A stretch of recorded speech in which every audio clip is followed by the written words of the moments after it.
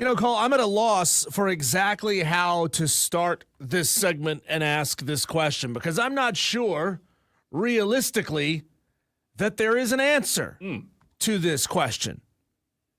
Not how good was my steak last night at Chop House. It was fantastic. That was amazing. Porterhouse, huh? That was amazing. The porterhouse for two.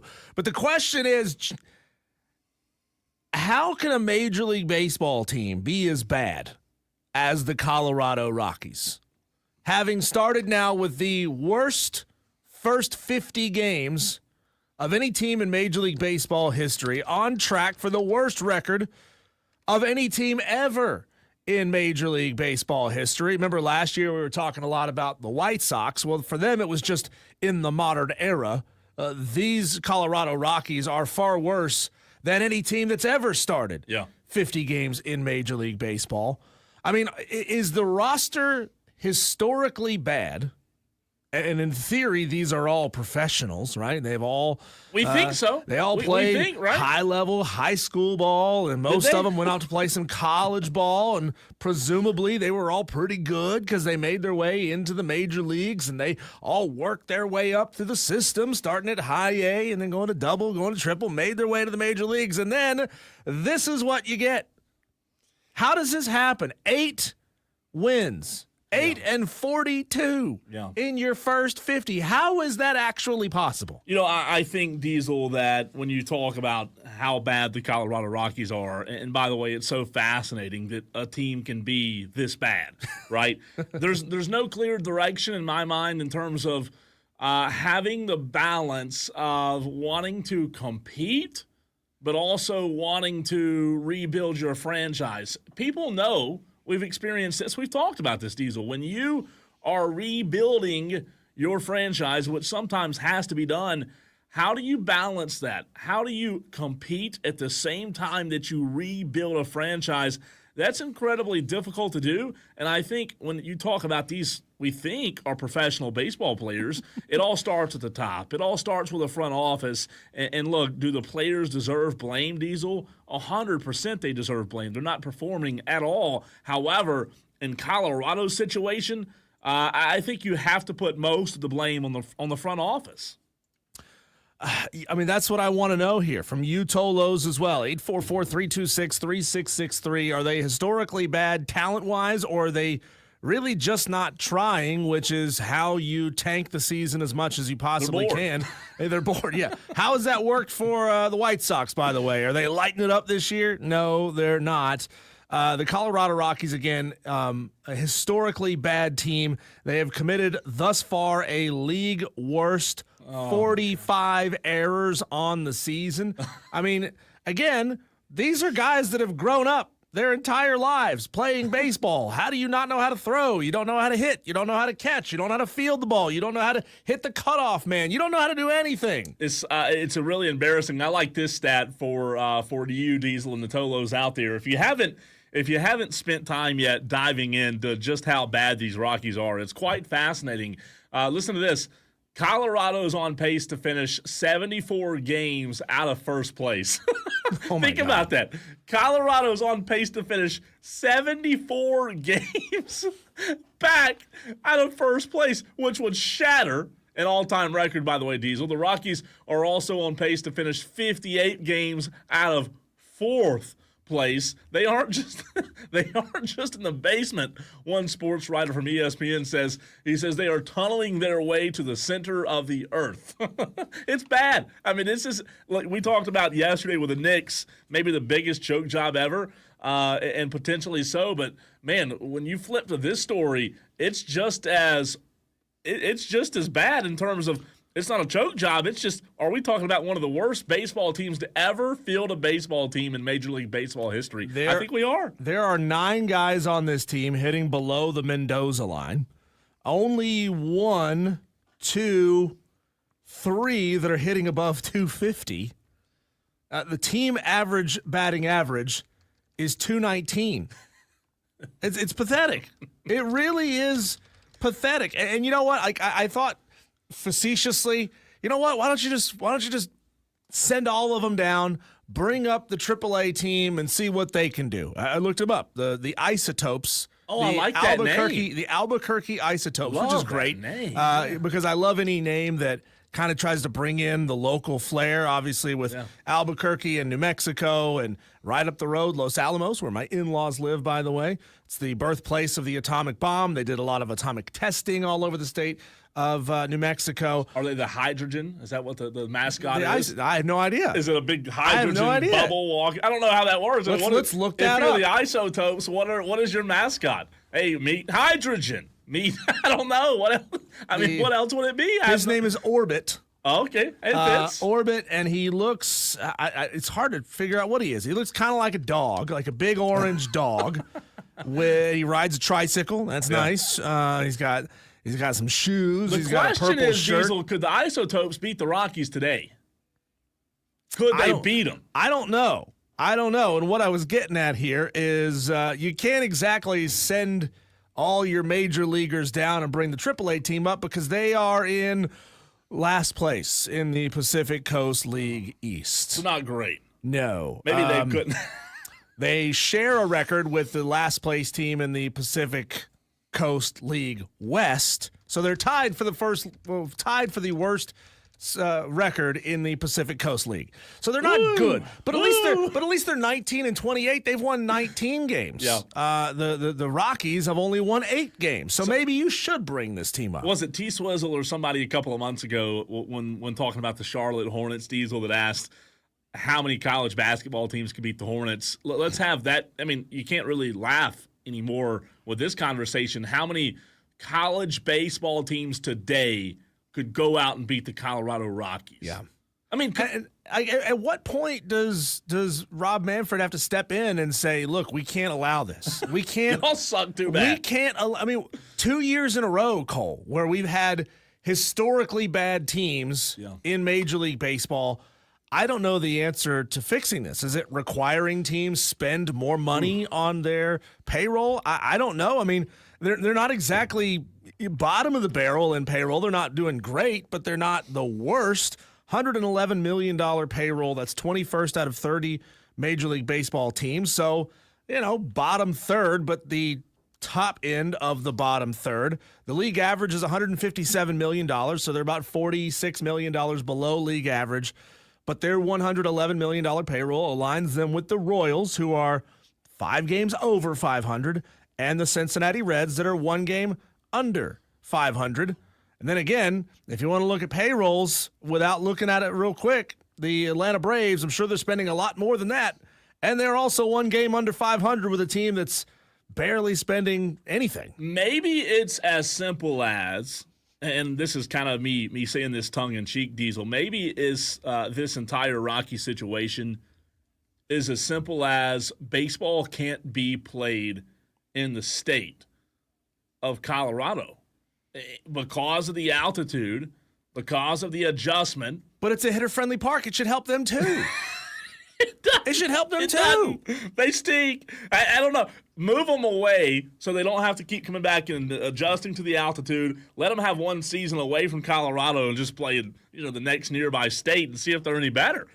Maybe it's baseball all of a sudden doesn't play well with it. I don't know. I'm just saying it's interesting. By the way, for the sake of argument, the Braves are spending about $213 million in payroll this year, which puts them on par record-wise with a team that's spending $117 million. So $100 million extra on the Atlanta Braves payroll has you even with the Cincinnati Reds. You mentioned this earlier with all-time records for the worst starts, Diesel. This all-time record for the worst 50-game start the all-time is the 1895 Louisville Colonels, who went 7-43. The only other team who have had single-digit wins after 50 games are the 1886 Washington Nationals, the 1899 Cleveland Spiders, and the 1904 Washington Senators, who all had 9-41 starts. Also, the 1904 Washington Senators would need 55 games to win their 10th game. Think about that. Ooh, the current modern record of most losses before reaching 10 wins. So that is the Colonels that I mentioned. They needed 59 games, Diesel, to win 10 games. So, I mean, they're not bad. The Rockies aren't bad. They're historically bottom of the cellar, embarrassing. And I don't understand how this happens. I know. You've got a roster full of professionals. You've got supposedly coaches that know what they're doing. I mean, like, did they pick their coach out of a Cracker Jack box? Did they have one of those big wheels with ping pong balls in it and said, "Hey, you, I know you're like an insurance salesman, but hey, come be our coach for a while and help us get this thing figured out." I don't get it. Who did Nolan Ariendo go to? They had him. I'm looking it up now. He's now with the Cardinals. They let him go. Let's see. I want to make sure I'm saying that right. I know the Cubs were eyeing him earlier in this. There were reports that the Cubs were eyeing Nolan earlier this season, but you've let some good players get away. I mean, you've had decent players, and like I said, you've let them get away. You've let them walk. And I also think, to answer your question, I also think they've made some terrible decisions signing some players to some really big contracts as well that have been just total misses. Here it is. Yeah, Nolan Ariendo made his MLB debut, Diesel, in 2013 with the Rockies. He was traded to the Cardinals before the 2001 season. A really good baseball player, obviously, now with the St. Louis Cardinals. But you've let your good ones go. And I think the ones you have signed have just absolutely been the big B word, a bust. This is a team that's had guys like Todd Helton, Troy Tulowitzki, Larry Walker, Vinny Castilla, Matt Holliday, Charlie Blackmon. They've had really good players on this team. And for it to get to this point, this is bad. I mean, it feels like Major League Baseball just needs to take over this franchise, wipe the slate clean, start over, move the franchise, make them sell it. I don't know what they have to do to get this turned around. Do you still have their stats pulled up, their season stats? Yeah, I do. The Colorado Rockies. The reason I asked that is they signed Chris Bryant. I mentioned a minute ago they've signed some guys to some ridiculous deals. Chris Bryant's 33 years old.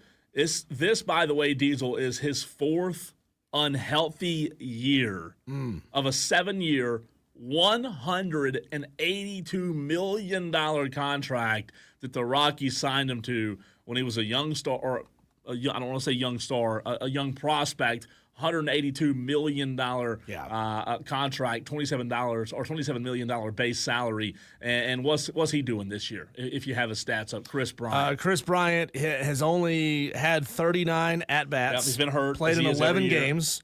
11 games, 39 at bats. Let's see here. This is where it starts to get a little bit tough too. The length of this roster here. Yeah. Scored 2 runs, 6 hits, 2 doubles, 1 RBI. 13 strikeouts. That's the problem. I mean, that's one massive problem is this team whiffs on the ball constantly. Yeah. First baseman Michael Toglia has 71 strikeouts on the season. Third baseman Ryan McMahon, 62 strikeouts. You got a couple other guys up in the 40s, 1 or 2 guys in the 30s. I mean, they swing and miss a lot, and they don't get on base via walks. They don't walk. They strike out a lot. They can't get hits. The average sucks. The on-base percentage sucks. Everything about this team sucks. They suck. And their pitching staff is absolutely decimated as well. They had 2 key pitchers, and I'm going to butcher this name, so I apologize. It's probably Herman Marquez. Sounds good. Jeff Criswell, 2 key pieces out of this rotation. Both of those guys are hurt. The bullpen struggling. They blow leads late. But then again, somehow they managed to get a win against the Padres, which the Braves could not. Yeah, explain that. I guess a blind squirrel. You got a 24. Here's what's funny about that. You got a 24-year-old kid out of Hazel Green, Alabama, who went to Tennessee, who is their home run leader in the clubhouse right now for the Colorado Rockies with 8 home runs. 8 home runs. Again, the leader, you mentioned this, the Hunter Goodman leads the team in batting average at 282.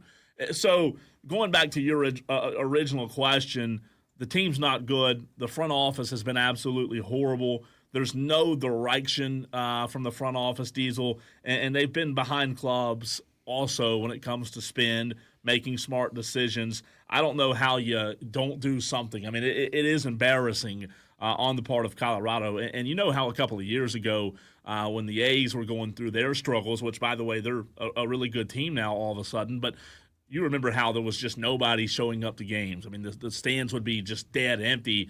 That's coming. I mean, it's going to get bad in Colorado because this team is an embarrassment to the MLB. I don't know how you turn it around to answer your next question. How do you fix it? You've almost got to just kind of blow it up, right? Drop a bomb on it. I think you got to open the gates and let fans in for free because otherwise you're not going to get anybody in there. You're not going to get anybody to show up for this team, and that's just gonna dampen spirits. That's gonna just hurt everything. Yeah. What was the sounder? You remember a couple of. Was it last year? You pulled this guy's audio where he got in trouble for the hot mic moment, where he's like, "This, this." Oh, here it is. Here it is. This game blows. Remember this? This game blows. Remember that guy who got in trouble and got fired? That guy was calling girls' high school soccer. Soccer, that's right. And he got caught on a hot mic saying things like, "This game blows." He also said, "I just want to do a header off the top of the press box. Unfortunately, it's too low. It would kill me." My point is, he needs to do the play-by-play for the Rockies, right? He also starts talking about hot ladies across the other side of the field. And I remember what he said. He's like, "She looks like she's got a bad attitude, and I like it." God, was that first half as ugly as I thought it was? This guy that we it was a year ago or so when you pulled that audio. We need to give him the play-by-play job of the Colorado Rockies. I think he would do an extraordinary job. This game blows, he says, and that's every single day if you're calling Colorado Rockies baseball. But imagine being a fan, man. We make fun of like Cleveland Brown fans and everything, but I don't know. This might be worse. This might be worse if you're a fan of the Colorado Rockies. I think if I were a fan, if they have any fans left, I think I'd burn everything I had, get rid of it, sell it all. I don't know if anybody would buy it, but just absolutely. Like you said, wipe it clean. So I should just go ahead and throw my signature Larry Walker bat in the fire? Yeah, pretty much. Get rid of it? What kind of wood is it? I mean, it depends what kind of wood it is. If it burns well, yeah, this time of year there's no burn ban anymore. Burn it up, right? Absolutely get rid of it. It's embarrassing. What are they up to now? 8 wins? Did you say 8 wins? 8-42. 8-42. Let's see who they have this weekend. That'll be fascinating. When do the Braves play? And the Braves, we need to schedule the. I don't know. I don't know it'll help much. They have the Yankees this weekend, a 30-19 club. Yeah, that'll be bad news. That one's in Colorado. So they will face the Braves in Atlanta, a 3-game series starting Friday, June 13th. So not far. Yeah. Oh, it's in Atlanta. You know Atlanta's not going to win this series. Oh my God! They should. Don't say God, that. they should. They should. So basically what you're saying is we're going to get into the Atlanta Braves in the very next segment. If you're going to pick a Braves game to go to, which I haven't been this year yet, maybe this is the one. June what? 16th or so? 13, 14, 15. 13, 14, 15. There you go, Braves fans. If you want to go, when you make the trip to Atlanta, it's a 3-hour trip, 2.5, 3-hour trip. You want to make sure you go against the team where they have a shot, right? You don't want to go down there and see them lose, as I've done many, many times. Or you go down to see a really bad baseball game. This could be one. This one could end in a 1-1 tie into extra innings and keep going forever. Realistically, that series hits. Let's talk about the first game of that series, Braves-Rockies. If I were to set the over-under of Rockies fans in attendance in Atlanta at 72, would you say over or under? 72 Rockies fans. Oh, man. 72. That's not a lot of fans. No, under. If I had to set the over-under 1,000, the number of fans that are going to be at the next Rockies home game, what would you set it at? I'd say under right now without looking. Atlanta, by the way, won 2 of 3 against the Rockies back in April. Back in April, that's right. Back in April. They won 2 of 3. Oh. So we'll see. I don't know. I don't have a whole lot of faith in this Braves team either, but they do have a key piece coming back. Key piece indeed. And the stream for those Tolos watching, 45 Tolos on the stream, Twitter, Facebook, and YouTube. For those Tolos watching, they've already been chatting it up about Ronald Acuna Jr. Guess what, Braves fans? I woke up this morning as happy as I have been about the Atlanta Braves in a long, long time. My dog days of the Braves and me hitting the panic button, Madcraft, for right now, they're over. I'm excited. For right now, keyword. We'll see how long that lasts. I think you need to put a 1-month moratorium on trashing this team. Ooh, Can you go a month? 2 weeks? We'll see. That's a good idea. It's Cole is not allowed to say anything negative about the Braves for 2 weeks. I think I can do it for 2 weeks. I'm excited. We'll get into Ronald Acuna. What could it mean? Tolos that are already chatting it up in the stream, let's continue it. Want to hear from you on the text line as well. That's next.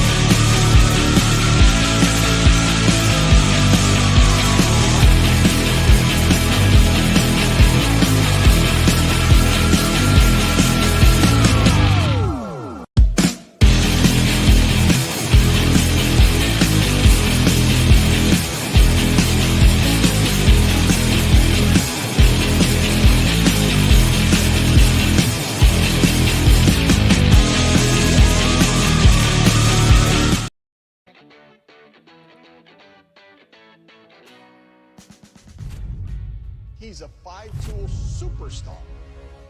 He's an MVP. He's a 70-40 guy. He is a superstar player. There's no question about that. He looks like he's ready to go. I feel great. That's the most important thing. And when they tell me you need to play that day, I'll be there.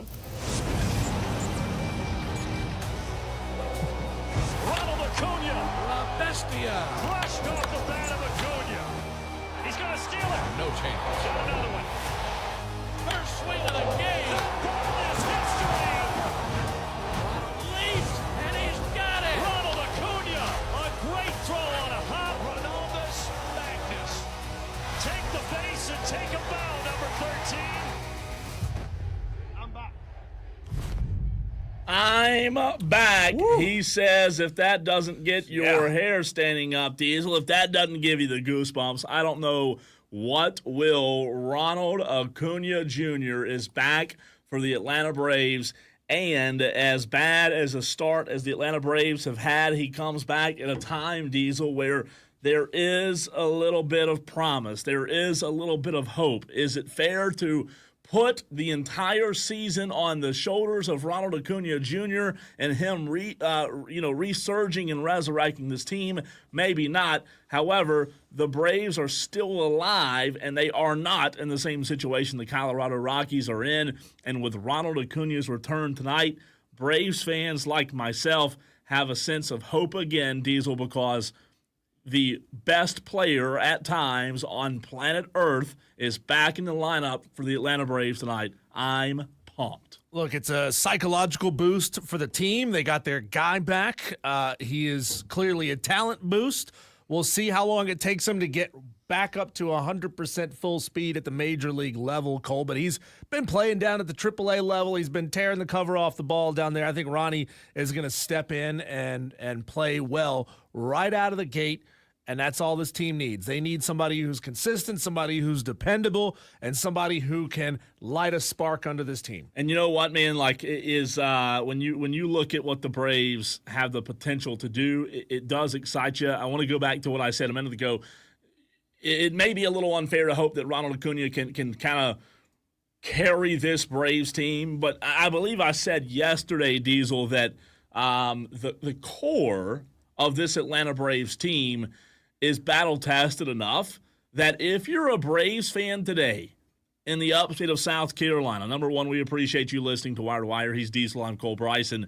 Number two, if you're a Braves fan that's listening, you can wake up today, you can go into tonight's game with a feeling of confidence knowing that if everybody else, if the role players, in air quotes, step up, maybe, just maybe, the core of this team, who does have championship experience, the core is a lot smaller today than it was a few years ago, but the likes of Austin Riley, Matt Olson knows what it takes, and Ronald Acuna Jr., maybe the battle-tested core can be enough to weather the other storms that are going to come the Braves' way, because there are going to be other storms throughout the course of the season. And maybe Ronald doesn't come back, shooting out of the barrel. Maybe he comes back a little slow. It's just going to take time. Strider came back a little slow the other night, but the good news is your best player, you mentioned, your guy's back, and I think the sky's the limit now.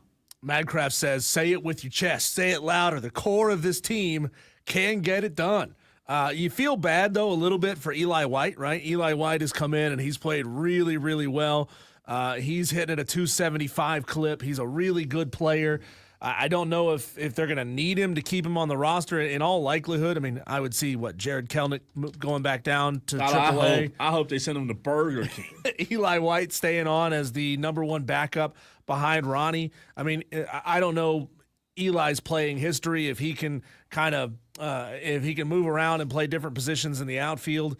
Michael Harris hasn't really been phenomenal this year.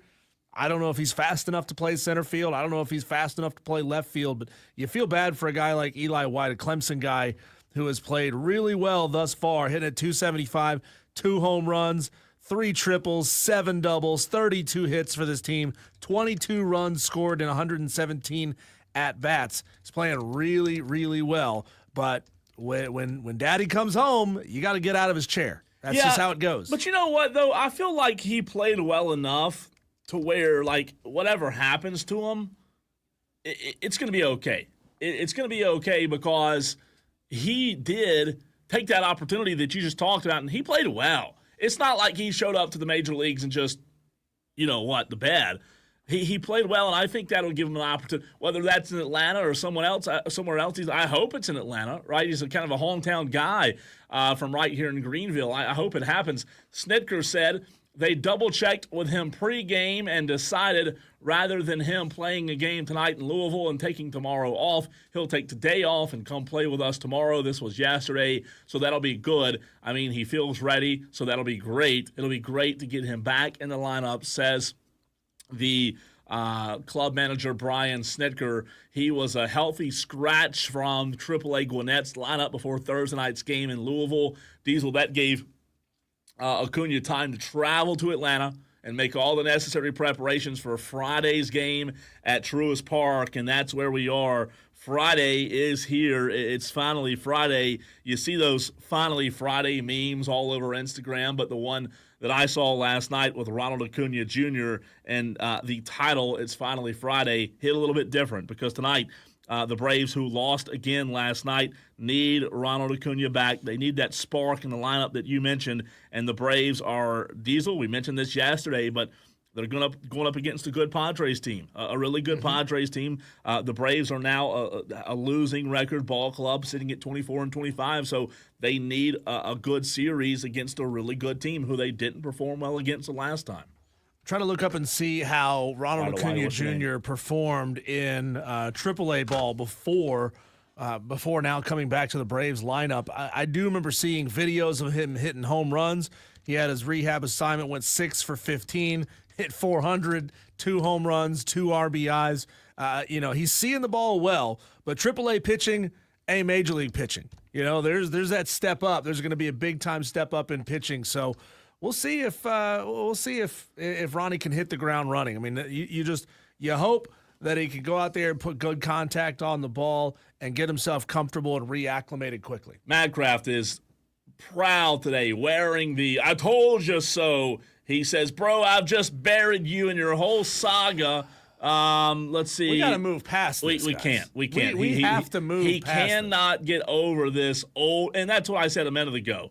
I went back to him, and we could get past it if he would have the what's to call the show, and let's have one final discussion about it and move past it, to your point. But he's not going to. Madcraft's going to continue to hound on the same thing. "Oh, I told you when they were 0-7 that they could be good. I told you so." Madcraft, you didn't bury anybody. They are still one game under 500 to that point. That's not good. This roster is much better than that, but they have not performed better than that. Simple logic's hard to understand. Results matter, right? And who knows what happens over the next 6 weeks. Maybe Ronald comes back in with his hair on fire, and this team looks like the team that they're supposed to be. Obviously, they've made some strides over the last couple of weeks with guys like Matt Olson and Ozzie Albies, and those guys are starting to put the wood back on the ball again. But they have not performed the way that they should. They need Michael Harris to step back up and start playing at his all-star level again, and he's just not. Austin Riley getting better, but they certainly didn't come out of the gate with their hair on fire. And I'm tired of hearing you two argue about this. I know. Y'all just need to put on some boxing gloves. I know. Go into an arena, box it out for a while. I thought we settled this a couple of days ago. With. I thought we settled it a couple of days ago when he called in, and we said, yeah, we talked about it. But again, for whatever reason, he says you guys are ignoring the fact that you state specific takes and then act like all the segments are wrong. Madcraft, you're wrong. I know that might hurt you to hear, but it's very simple logic. We've told you a million times something can be true in January and it can be false in February. Things change. The Braves sucked then. They don't now. They're not great now, but they're better than they were. I don't know why that's hard for you to understand. Let's go to the phone lines where Dewey wants to weigh in. 844-326-3663. What's up, Dewey? Madcraft, you suck. You're like one of these petulant children, Gamecock fans that I don't even get this obsessed with. When the Gamecocks suck, they suck. Well, guess what? The Braves suck. Thank you. They lost to the Nationals, yeah, they got rained out, but they probably would have lost that game too. Bullpen's horrible. Brian Snicker's horrible. Their third base coach is horrible. Why in the world did they send that guy last night? That was an out. And it just Acuna. He's one person. Everyone, Strider was going to come and save the world. What does Strider do? Nothing. I don't think he made it past the fifth inning the other night. Dewey, can you? Go 0-4. You're a smart guy, Dewey. Can you please explain to Madcraft why we can end this saga, end this debate, that he doesn't understand that the Braves at the time, they did suck. Now they don't. Can you please help enlighten him, if you will, Dewey? Put on your professor hat. Oh. Well, they suck then. They suck now, and I'll tell you why they suck now, because they're losing to teams like the Nationals who look horrible night in and night out. They lost to Pittsburgh. They had opportunities. I know there's a statistic running around saying they're the best top 5 team since April 10th, but come on now. Their players are just mediocre. On paper they're great, but we don't play games on paper. It's time to just say it, Dewey. It's time to nut up or shut up. Say it, Dewey. Yes, it's time. Madcraft, you suck. You're like one of these people who, if Clemson is 0-5, the Clemson's going to get better. You'll see. Oh, Gamecock fans, yeah, I'm attacking Gamecock fans today. Oh, the referee's fault. Oh, well, guess what? Whose fault is it with the Braves? They obviously don't want to play for Snicker. Snicker needs to be fired, and the rest of the coaching staff sucks, and the bullpen's horrible. And until they straighten that out, they could have Chris Sale do 8 innings of perfect ball, and come Dylan Lee and that Boomer guy and someone else and Iglesias, and the game's screwed. And you got to win the game 2 or 3 times over. The Braves not equipped for that. Oh, God. Woo! I mean, shots fired. Dewey's just unloading the semi today, isn't he? I mean, he took shots at Madcraft, the Braves, Clemson fans. Who does Dewey like? Yeah. He's out there rolling full auto, just spraying.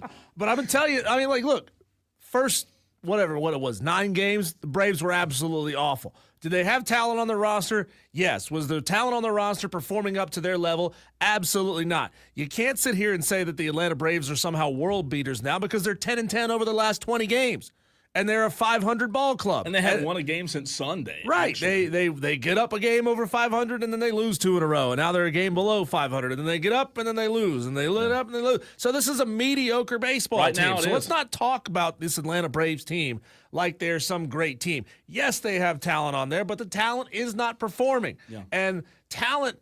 Just because there's stats on an MLB baseball game and they have 5 stars instead of 4.5 stars next to their name in a category, that doesn't mean jack squat unless they're actually out there winning games. Winning is what matters, and they're not winning at a clip that makes them one of the best teams in baseball. In the discussion, in this argument, we got to get past it. We got to get past it. We got to. I agree 100% with you, but we for whatever reason, we can't. He says... Madcraft says, it's not about feelings. I want you to admit you're wrong in your takes from the beginning of the season and you're being dishonest. You said that yesterday and the day before and the day before and the day before. Cole's not going to admit anything. Madcraft's not going to admit anything. I told him Let's move past it. I told him on the stream. Crying out loud, you two. I told him on the stream, if he wants me to say these words, Madcraft, you're right. If that is what makes you happy when you lay your head down at night, Madcraft, you're right. If that's what you want to hear, there you have it. I'll say it again. Texter says, is it just me or the Braves? Did the Braves start showing a lack of attention to detail when Ron Washington and Eric Young left the coaching staff and went to the Angels? I don't know if it was attention to detail.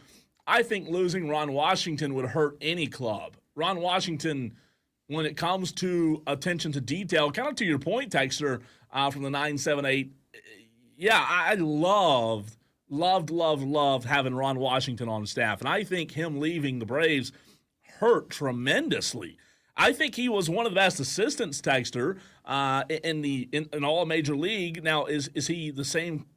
Is he the same quality or caliber as a head guy? I don't know. It's tough. It's different, right? But no, I think to your point, I think 100% losing Ron Washington hurt the Braves. I think it would hurt any club. He's one of the best. He really is. But Nonetheless, Diesel, Acuna's back, Yeah. and it's a fun time if you do still have hope. I think you do have to be realistic about it, though. To your point, I think is Acuna going to save the season and take it to the World Series? He's not Probably, Superman. right? Probably not. Right? No, he's not Superman. He may come in and hit better than Eli White did. Eli White's been getting a majority of the play recently. Again, Eli White hitting 274. Good ball player. Is Acuna going to come in and suddenly hit 300? Yeah. I don't know. I mean, he's hitting the ball well down in AAA. He's hitting big bombs. He's seeing the ball well. He one game he drew 4 walks and hit a home run in the same game. So clearly he's seeing the ball well. But is one guy going to come in and suddenly change everything? Right? Is Ronnie? Does he have some sort of pheromones in him that's going to make Acuna hit the ball better? He's going to hit Ozuna hit the ball better, and Riley hit the ball better, and Olsen hit the ball better. I don't know. I mean, he could be a valuable piece. He may help them tremendously when it comes to hitting better with runners in scoring position, and that may affect the game. But like, come on, let's not act like one guy coming back is suddenly going to change everything. It could have a little bit of an effect and could help this team win a couple of more ball games, but he's not Superman. He's not going to fly in with his cape and fix everything. And that's why I think the conversation as we run to a break, Diesel, will also transition to if the Braves are a contender, are they sellers? Do you look at maybe potentially doing something here before the deadline to bolster the lineup in other areas, right? Bolster the bullpen. I mean, the bullpen needs some help. I mean, it's not great. You're giving up runs. If you've watched the Braves lately, you're giving up runs late in games a lot. And as I mentioned, they haven't won a game since Sunday. If they go out and do the same thing against the Padres, Diesel, they did last time, it's not going to be good. You're right. It helps. It's great. But let's not act like he's going to just come in and save the entire situation. When we come back on the other side of the break, I'm going to tell you just how incredible that steak that I had last night for dinner on my birthday was. And I want to know from you, Tolos, yes, this is a very simple concept, simple question. What did you do for your last birthday? Who's got the best story? That's next.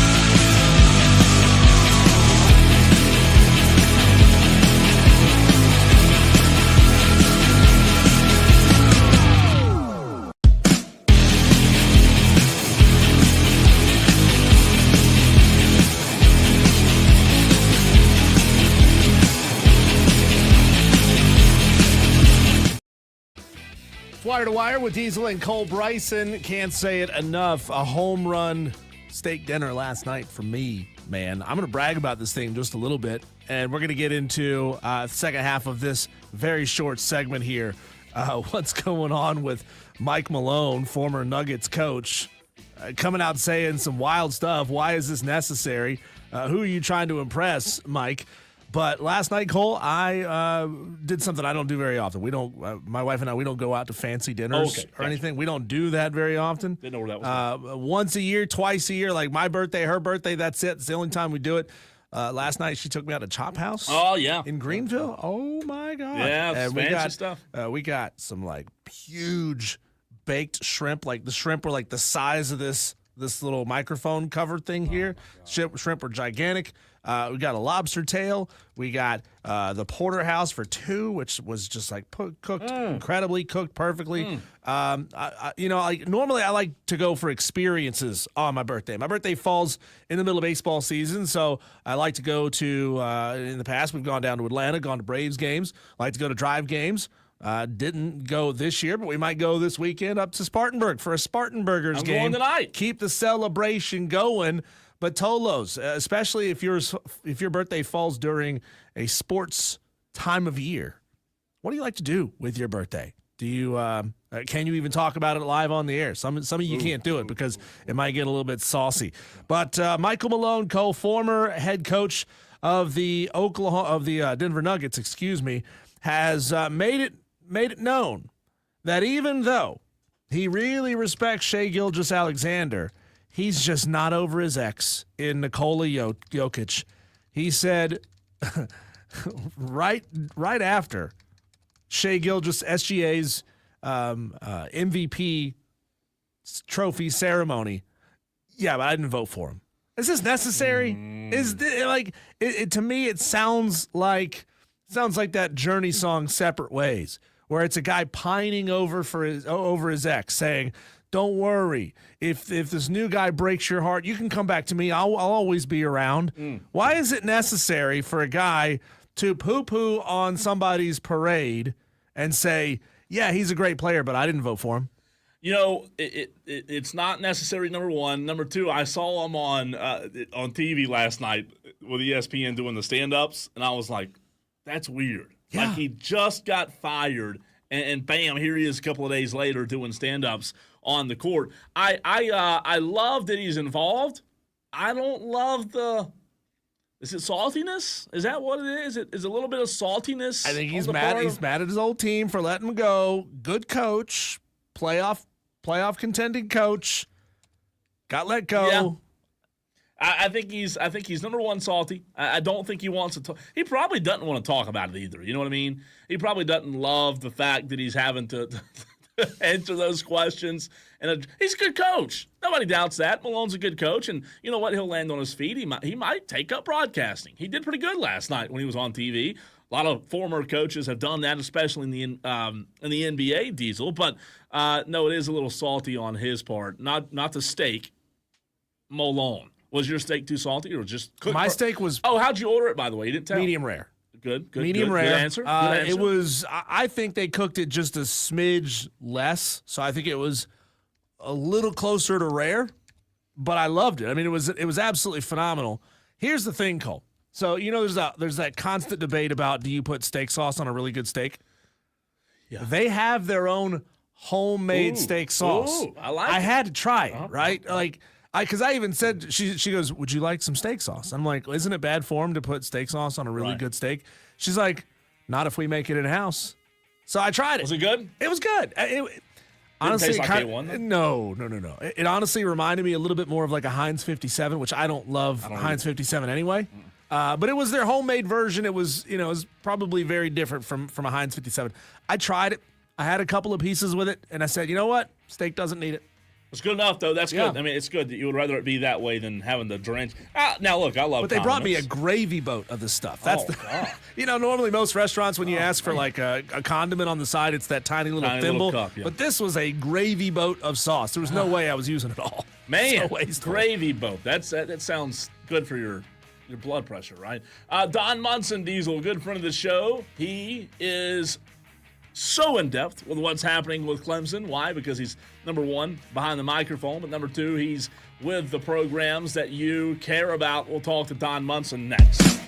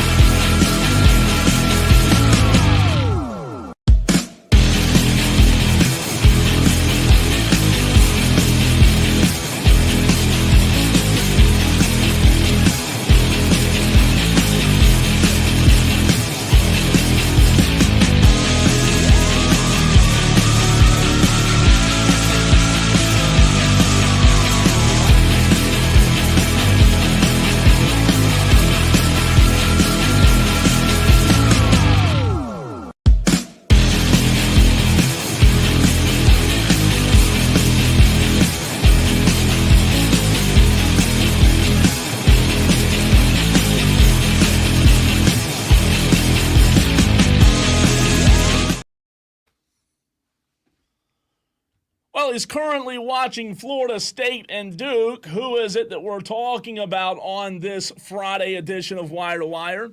Don Munson joins us right now to talk Clemson ACC baseball tournament happening. And Don, let's start with that ACC baseball tournament that you're present for. You know, it's the world, it's the time period in our society that we degrade conference tournaments. In your mind, does this ACC baseball championship in 2025 mean any less in your mind, or does it still move the needle for you? You have an opportunity to play for a championship. Absolutely, it moves the needle. Yeah, no problem moving that needle. Don, you've called a lot of different games across a lot of different sports. You call football, you call basketball, you call baseball. Which one of those, and irrespective of crowd size, still kind of piques that boyhood wonder of, isn't it incredible that I still get to do this job? Are there moments that pop up every now and again that still, remind you just how lucky you are? Every day. I mean, every day. The fact, I tell people all the time, told you all this, I've got the best job on the Clemson campus. Doggone it, they pay me to go to games and, and do all this stuff. So absolutely. No, I consider myself extremely fortunate, work with great people and work at a great institution. They allow me to provide very well for my family and love everything about it. Don, what do you make of last night's win for Clemson over NC State, a team they just played a few weeks ago? I said on Twitter last night that I thought it was a statement win at the right time for these Clemson Tigers on the diamond. Your thoughts on what you saw last night? Yeah, I don't get caught in like it's a statement win. It was just another win for Clemson to get things going again in the right track. So that's now 5 in a row that they've been able to win. And you get an opportunity to go to a semifinal tomorrow, play against Georgia Tech. So you can hear in the background, Florida State just scored again to go up 6-2 on Duke here in the bottom of the third in here in Durham, if anybody's interested in that. But it's you want your team to be playing your best baseball coming down into tournament time of the season, and it looks like maybe that Eric Backage is able to do that right now with his ball club. Don, take us back to last night and set that scene in Durham that is anything but a neutral site against NC State. Again, a team that had Clemson's number a couple of weeks ago. What was the venue like? What was the crowd like? And how did this team respond to that? Yeah, they had just a little over 4,800 that were in the building. Obviously, as you might imagine, most of them were NC State fans, but that's okay. And it was one of those great ball games. Clemson got out to an early 1-0 lead, and then here comes NC State back. They took a 2-1 lead, and the lead kind of changed hands back and forth. Nobody had more than a 1-run lead until Clemson went up 7-5, and then able to hang on there. Malstead takes care of business the last 4 innings that he worked out there in the hill. Only gave up 1 run, and did his thing, throwing about 60 pitches. It's really interesting when you look at what Clemson did last night. 2 good teams in the ACC that have been highly ranked, as we're joined by Don Munson right here on the Fan Upstate. He is in North Carolina. What do you think it was, Don, in your mind? And we've asked other writers and reporters that cover Clemson their opinion on this as well. What do you think it was that Clemson needed to do down the stretch when they got those 3 to end the season against Pitt to kind of refocus and get this thing back on track? Well, I think, what they needed to do was what they have done exactly here. And that's come to this thing and start and keep the winning streak going, keep winning. And the fact that they were able to take care of Virginia Tech, able to take care of business against NC State. Now, all of a sudden, the RPI is up to, I think, number 8 in the country right now. So you're putting yourself in a position not only – Clemson's going to host a regional. I don't think there's any doubt about that. They're going to be one of the top 16 seeds going into the NCAA baseball tournament. Now you have the opportunity to get one of those top 8 national seeds, and a win tomorrow would help push you to that, and may actually get you to there. If you just go and play for a championship, I don't think that Clemson's necessarily in a spot where they have to win a championship to get one of those top 8 national seeds. But if they win tomorrow, it wouldn't shock me to see them be in that top 8. Don, can you articulate just how critical it is for this team to put up runs early and jump on starters? They put up 3 last night on NC State starter, 6 on Virginia Tech starter, who threw 5 innings in that game. Is there a number that you feel like if Clemson can get to X number of runs on the starter, then they can withstand whatever the opposing pitching is going to throw at them. Yeah, I don't know if it's necessarily an X number of runs. It's just getting to a starter and getting that starter out of the game. Whatever. Sometimes it's 6. Other times it might just be 2. So whatever that number is, but getting into somebody's bullpen, particularly when you get to a tournament atmosphere here. Now, Georgia Tech's only played 1 game, and they get a day off today. Clemson's now played 2. They get a day off today. So I think that benefits both teams going into the semifinals tomorrow. So both teams primarily have most of the arms available in their bullpen. Molstead won't be available certainly tomorrow for Clemson. But should we get to Sunday, I think that they would be able to bring him back to throw 15, 20 pitches maybe in that contest. But, there's not a really set number. You just have to, whatever it is, make the opposing coach in that opposite dugout feel uncomfortable about where his starter is and get him to come out there and yank him and then start getting in that bullpen. Don, it was a little bit late last night, but I'm sure you had your eye on what John Rittman was able to do with his team in the great state of Texas. I mean, man, what a dominant performance by Clemson softball last night. Oh, I stayed up and watched it. We got back to the hotel in time. The softball game really didn't get cranked back up until about 10:45, so I was able to get back to the hotel and turn it on and watch the entire game. So great win obviously for Clemson softball, and now you got the opportunity to go and get yourself to your first ever college softball World Series, and that would be huge, absolutely huge for Clemson softball. Don, can you talk a little bit about the relationship between Coach Bakich and Coach Rittman? Do those two guys ever lean on each other? Do they communicate with each other, or is it just kind of cheering each other on from afar? Oh, no, they communicate with one another. Their facilities obviously are back-to-back. They're on campus. They see each other on campus regularly. So, no, believe me, each guy knows what's going on. It wouldn't shock me. I don't know if there's a telephone call, but I guarantee there's texting back and forth that's going on between the two and that kind of stuff. So that's one of the great things about being at Clemson. And it's not just, the two guys that are playing baseball and coaching softball. It's all the coaches that stay in touch with one another. And when a program starts having success, particularly getting into a conference tournament or getting into an NCAA tournament setting, believe me, then that's when they're all going to get cranked up and show their support for one another. Don, let's get down to serious business here. When Don Munson prepares to call a game, what is your typical pregame meal? Does it change, or do you try to keep it constant? Game day, it just depends on when we're playing. Like tomorrow, we'll play at 1:00. So I'll have to get over here to the ballpark just a little after 10 in the morning. So that'll be a breakfast thing for me tomorrow. So, and I'm a protein guy for breakfast. So that'll be eggs, bacon, some juice, and I'll get up and go run. I run every day. So I get up and I get in about 3.5 to 4.5 miles a day.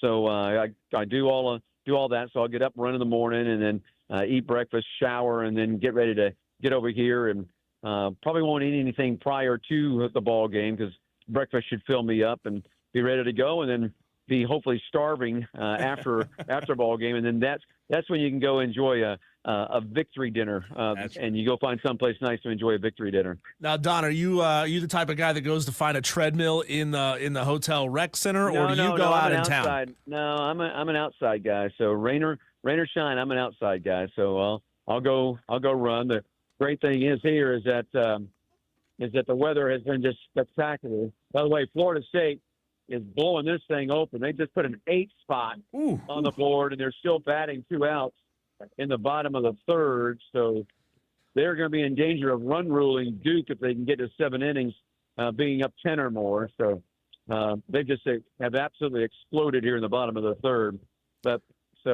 Don, what was your reaction to the news that came out yesterday? Heather Dinich reporting that straight seeding is how the College Football Playoff Committee will be putting together the top 4. Obviously, that changes things, and if that was the structure, it would have changed some things for Clemson football last year going into the CFP. But initial reaction to it.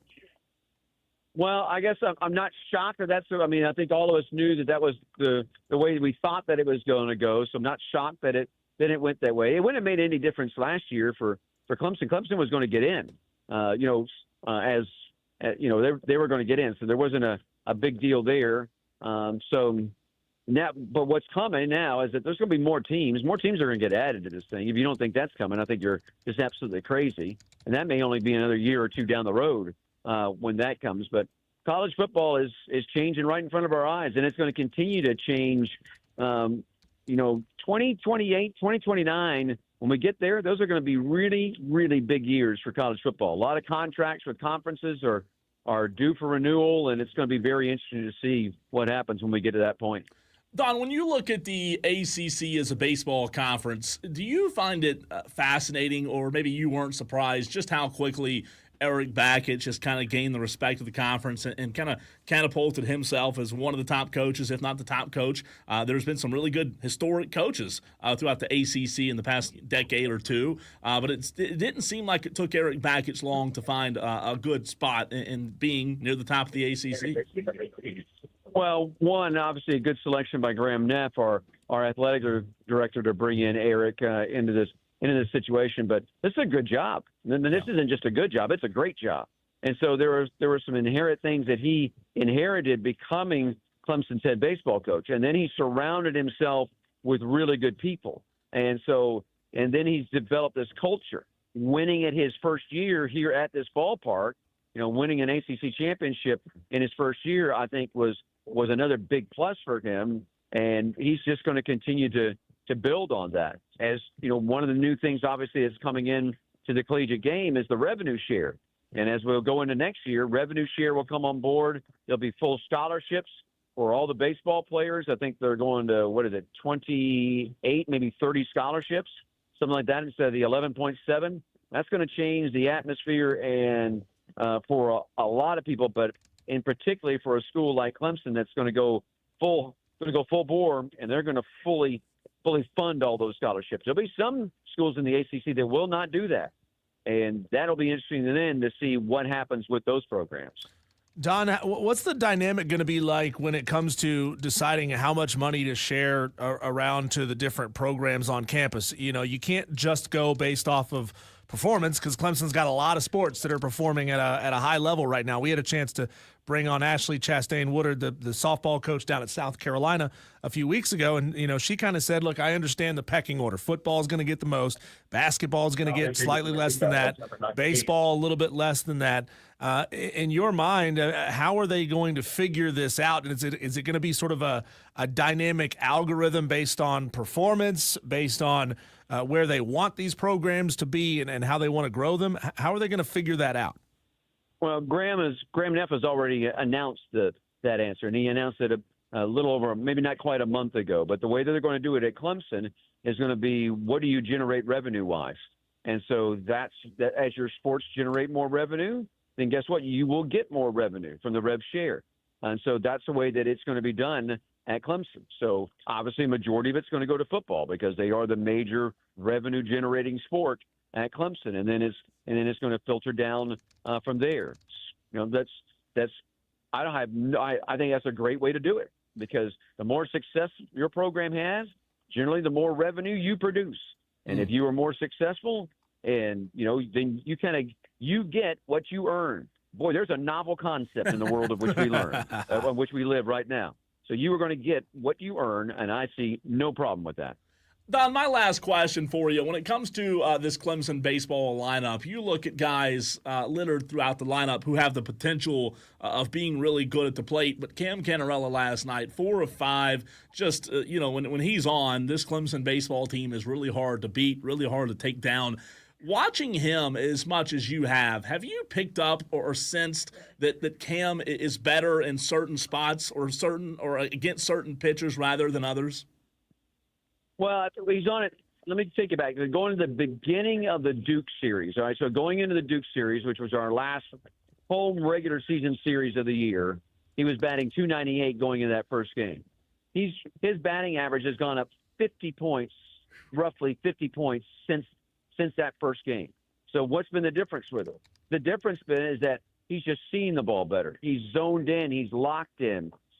But he also knows that, hey, guess what?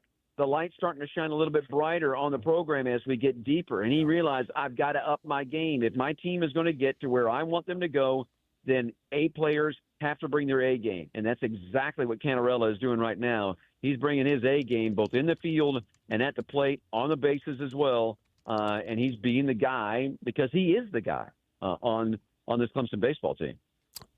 Don, over under 12 runs. How high scoring is tomorrow's game against Georgia Tech going to be? I mean, combined 12 runs between them. Are we going to see a high scoring affair or a pitcher's duel? This ballpark is a hitter's ballpark, so I would probably say, that's 12 is a really good number. I think that's right there. If you were trying to build big hotels there in Spartanburg, then I think that 12 number would probably be a pretty good number to set it at. But doesn't matter. Whatever is one run better, I don't care if it's 1-0. I don't care if it's 21-20. As long as they're one run better than Georgia Tech tomorrow to get to a championship, let's go. Well, Don, we might have some hotels. We have a baseball team here in Spartanburg now, so you never know. I know. You don't have the casinos, but like they do in Vegas. Yeah. That's the reason they build those big hotels in Vegas. Yeah, Don, always appreciate you, man. Have a blast. All right, guys. Appreciate you having me on. Go Thanks, Tigers. Don Munson, really good stuff there. I didn't know he ran so much. That guy's, I wish I was. 3 miles a day. That's far more than I run every day. That's more than Where do you find the time? time? That's far more than I run in a week, 2 weeks, a month. What did he say? When was the last time you ran? He said he runs 3 miles a day. Today at the gym. What'd you run? A quarter mile? Mile? I did a mile, just over a mile today. Oh, that's. But I didn't run the whole time. I don't run walk. Oh yeah, I can't. I mean, I guess I could run a whole mile, but it'd have to be on the setting of maybe like a 3.9. I walk at a 3. That's what I'm saying. It'd be a 4 or 5 maybe if I were to run a whole, because it'd have to be. You got to get up there, man. You got to get up there like 5.5, 6 miles an hour. I might try. Get up there. It's Don's definitely putting us to shame. Hey, That's you impressive. can get the same distance in half the time if you just double the speed. Yeah, that's true. By the way, Madcraft says the Spartanburgers are unveiling their new mascot name tonight. Did you saw the bird, right? Chip and Flip and another new mascot? Yeah. What? It was maybe. When did this happen? Maybe it was when you were out. Was I on location? A bird? Yeah, it's a big bird. It's cool looking. Maybe you were out that day. I don't know, Matt. There was a picture, and I thought we talked about it. But maybe it better be an eagle with a wrapped in an American flag. No, it's different. I'll pull it up though on the stream in the next segment. It is a different kind of bird. I don't know. He says he thinks it's happening in tonight's game. It's yellow. Madcraft. They did a name submission to where you could name it. He said he sent in Bergie in reference to Fergie or Furby because it's a bird. Oh, it also sounds kind of like burger. Batman? Like Bergie, the burger bird. Yeah, I told him that was awful. He says any exercise is healthier than none. What's up, Brian? Good to see you in the stream as well. 62 Tolos in the stream right now. Really good conversation, though, there with Don Munson, Diesel, Clemson baseball. Getting this day off, I think, is big. I just want to know if now we're getting metaphysical here. If you could eat this bird, this new Spartan Burgers mascot is going to be. Could you kill it, grind it up, and fashion it into a patty? Could you still call it a burger at that point? Or is it a chicken sandwich then? Like if he grind it up, it's not a burger. Like they make turkey burgers and chicken burgers. It's not a burger anymore. That's not a burger. Yeah. That's a sandwich. That's a tough. I don't want to ask that question. I don't want to ask that question. We'll ask Tyson Jeffers the next time we have him on the show. I'll pass. It's going to be fascinating. When we come back, Cole, let's get into this. Is it okay to give up on your team when they're so far down in a hole that they look overmatched and have no chance of coming back? Because that's how I feel about these Carolina Hurricanes. So sad what's happening. Getting their asses kicked. We'll get into it next.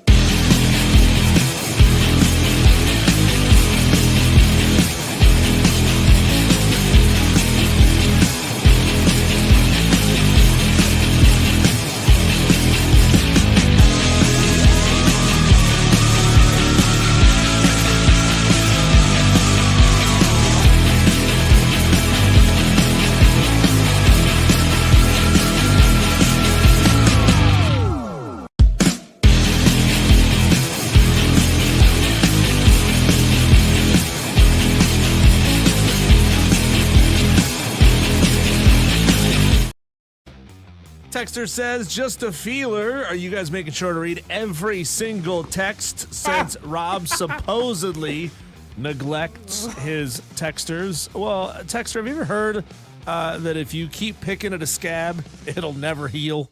Hey, the guy's trying to pick a fight. Now, I don't even think Rob is in town anymore.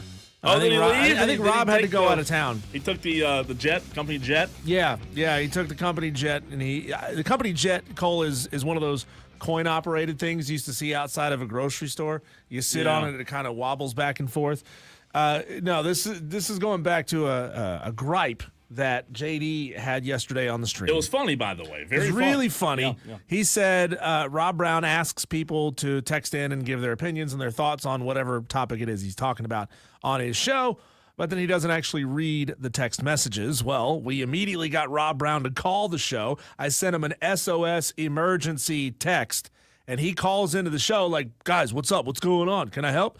And we're like, hey, how come you don't read your text messages? Why don't you read text? And texter, just so you know, we have read the text today. We haven't missed a single text. We hadn't had, let's see, we hadn't had many texts. But Tolos are slipping a little bit. I get the weather's turning nice, and look, we're in that time of year where it's going to start getting pretty dull.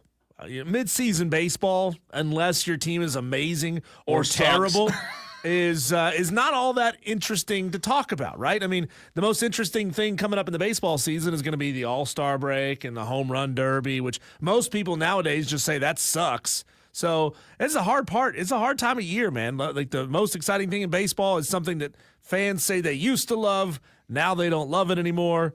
You got the brunt of the NASCAR season. You got, still the second half of the PGA Tour season. A couple of majors left, and then it's a long, slow wait for football to start coming back. I know. I'll tell you this. Every year, real quick side note on that. Every year, I have this time period after football where I'm good. Like January, maybe February to March, April, I'm good. Like we had our football, but then every year it's different. There's one point in the year where it just it comes back. Bam. I get the itch. Do you not start watching football movies and old games? I do that, and my wife asks me if I'm crazy. Sometimes I do. Especially when high school football stuff starts ramping up, I get that itch again. I start talking to coaches and stuff, and I get that. I've got that itch now. I was at I saw the new Burns Stadium today coming up. Oh yeah, what kind of condition is it in? It's getting there. It looks good. I will say this. They're 3 months from yesterday away from kickoff. So kickoff is 3 months from yesterday. Do you think they're going to be ready for kickoff? So it's going to be. You see the hesitation. Okay, let's break it down into pieces here. Yeah. Okay, field level. Where's the field level at? Is it still dirt that's being leveled and graded? Field level looks like the turf's ready to go down. Yeah, okay. Yeah. I'm going to show a picture on the stream for those stands. Where are the stands? The home stands are done. The away stands still have some work to do, but. Again, 3 months is a long time, so I maybe they get it up in time, and maybe TL handles the first game there, and maybe everything's fine. But again, when you're watching it, it's kind of like, how is it that a high school football stadium can be torn down, graded, and rebuilt from scratch in a year and a half? Because when the end of the would have been after graduation in May of last year. And they're going to have this football stadium ready to go. So they played all their games on the road last year. Mm-hmm. They had all that time to work. They worked through the winter. They worked through the spring, and they're going to be ready by fall. How can they get a football stadium done in that amount of time? Well, I'll tell you this. But they still can't fix I-85 through Spartanburg and Cherokee County. Well, they're working 7 days a week, and they've got a big crew out there. If you're watching the stream. Football's important. That's right. Football matters. If you're watching the stream, I took this today. So, looks good. Yeah. Looks good. This is from the away side. As you can see on the stream, the new Burns Stadium. Mm-hmm. Diesel, the home side's what you're looking at. Home side's done. You see the press box? Now, I don't know if the inside of the press box is May not be wired and ready to go, but they still got time. Elevator. I don't know about that. Now, if you can see on the field, it's leveled pretty good there. I was told, I think June they're going to start laying turf, so they're probably 2 weeks, maybe a week or two away from laying turf. Cool. It's going to be nice, man. If you've ever been to the old Burns Stadium, they definitely needed it because it was It was time. So it's cool. It's that to answer your question, to get back to the point, I've got that itch for football now. I'm ready. What did we look it up yesterday? It's about a $30 million project. $30 million project to get to go. State of South Carolina is still taking their sweet ass time on I-85. Still a lot of cones out there and rough patches. But Cole, I think it's over. Honestly, I think it's over for the Carolina Hurricanes, and I don't even really feel that bad ditching this team at this point. They're 0-2 in a hole against the defending Stanley Cup champions, the Florida Panthers. And here's the problem, Cole. Not only did they get their asses kicked in Game 1, not only did they get their asses kicked in Game 2, but the Panthers have been paddling their ass for years. And it is not going well for the Carolina Hurricanes in the Eastern Conference Finals when they have to go up against the Panthers or whoever it is they have to go up against. The Hurricanes have now lost 14 straight Eastern Conference Final games dating back to the 2009 season. They have lost the last 6 conference final games to the Panthers. They were swept in 2023. That's 4 straight losses. They've lost 2 straight to the Panthers this year. 5-2 in Game 1, 5-0 in Game 2. This is bad.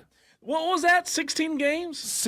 14 straight Eastern Conference Final losses for the Hurricanes. That's just so you have to lose 4 in a row to get eliminated, right? Yeah, so that means they've lost 2 this year. They got swept by the Panthers in last time they played them, whatever year that was, 2023.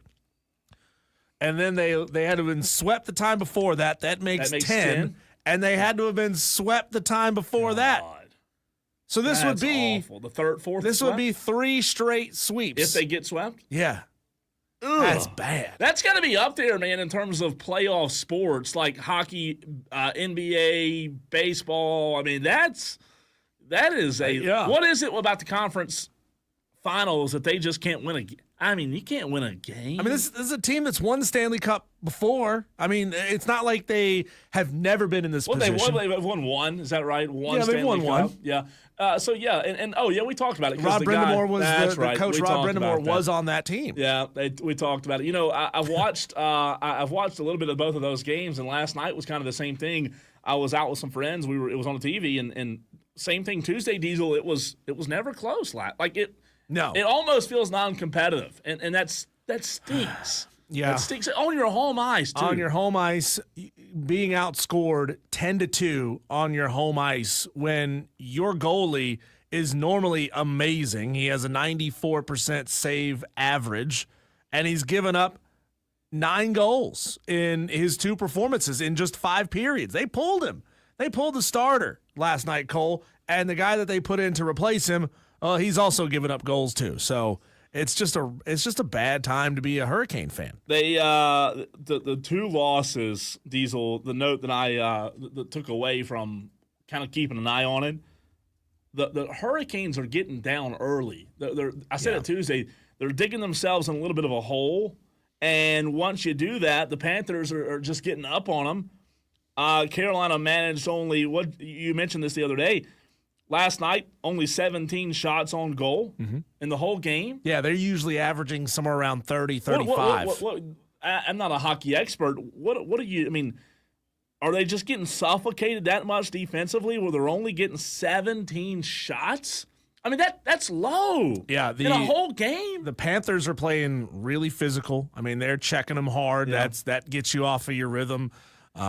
Carolina has not done a good job with their transitions. They've been making a lot of mistakes. They've been committing a lot of turnovers. I mean, you go back to that New Jersey series, this Canes offense would hold the puck in New Jersey's zone for extended periods of time. Yeah. But they can't do that. I mean, they were just peppering New Jersey's goalie, and I don't know what it is. This Bobrovsky, the goalie for the Panthers, he's incredible. He's just shutting this team down, and Carolina's typically trusty goalie is wide open. What does it mean though, from a mentality standpoint, if you're on this team when your goaltender's pulled?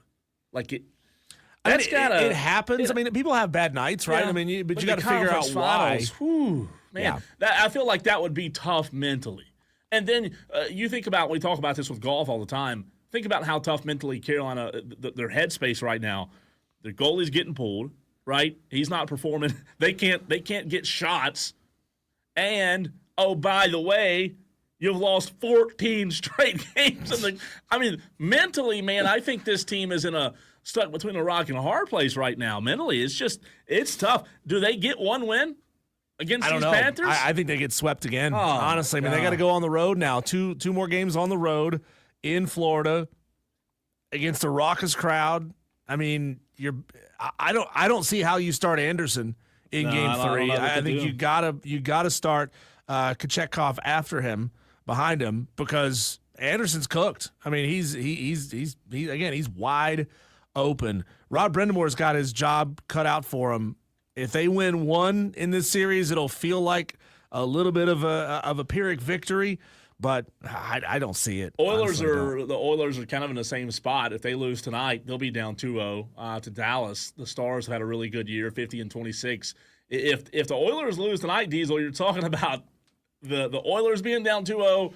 But the difference is with the Oilers and the Stars, both wins would have come on Dallas's home ice.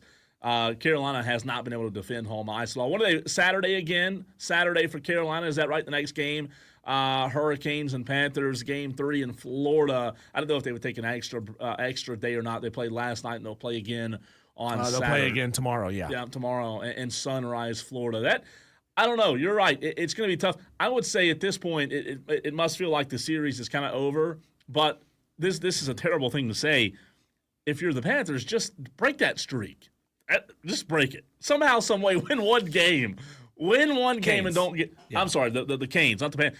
If you're the Canes, somehow win one game. Don't get swept. Well, it'll make it, 16? Here's the problem. The Panthers are 27-12 at home this year. The Hurricanes are 16-21 on the road. So the Hurricanes are sub 500 on the road, and the Panthers, man, they defend that home ice. They are really, really good.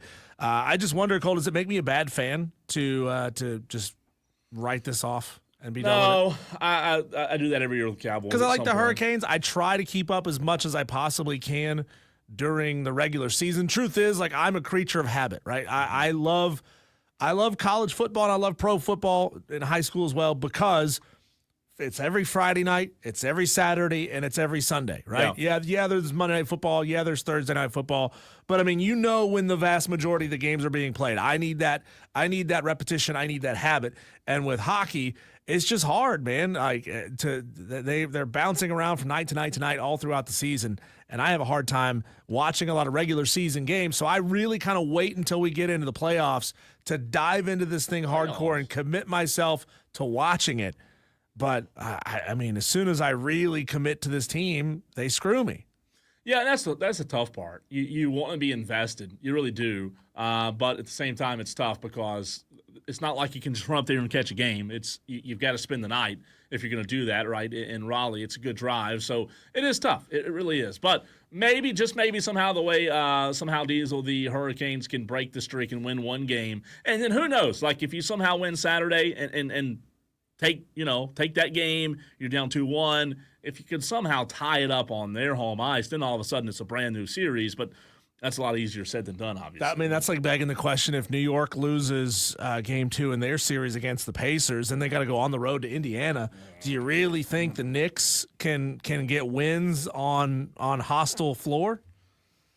Against that team that's just broken your back two nights in a row? Speaking of that, let's dive into the NBA. What happened last night? Boy, the Thunder just put it on them again. And then tonight, can the Knicks rebound after what I said was one of the worst choke jobs in sports history? NBA fans, where do you stand next?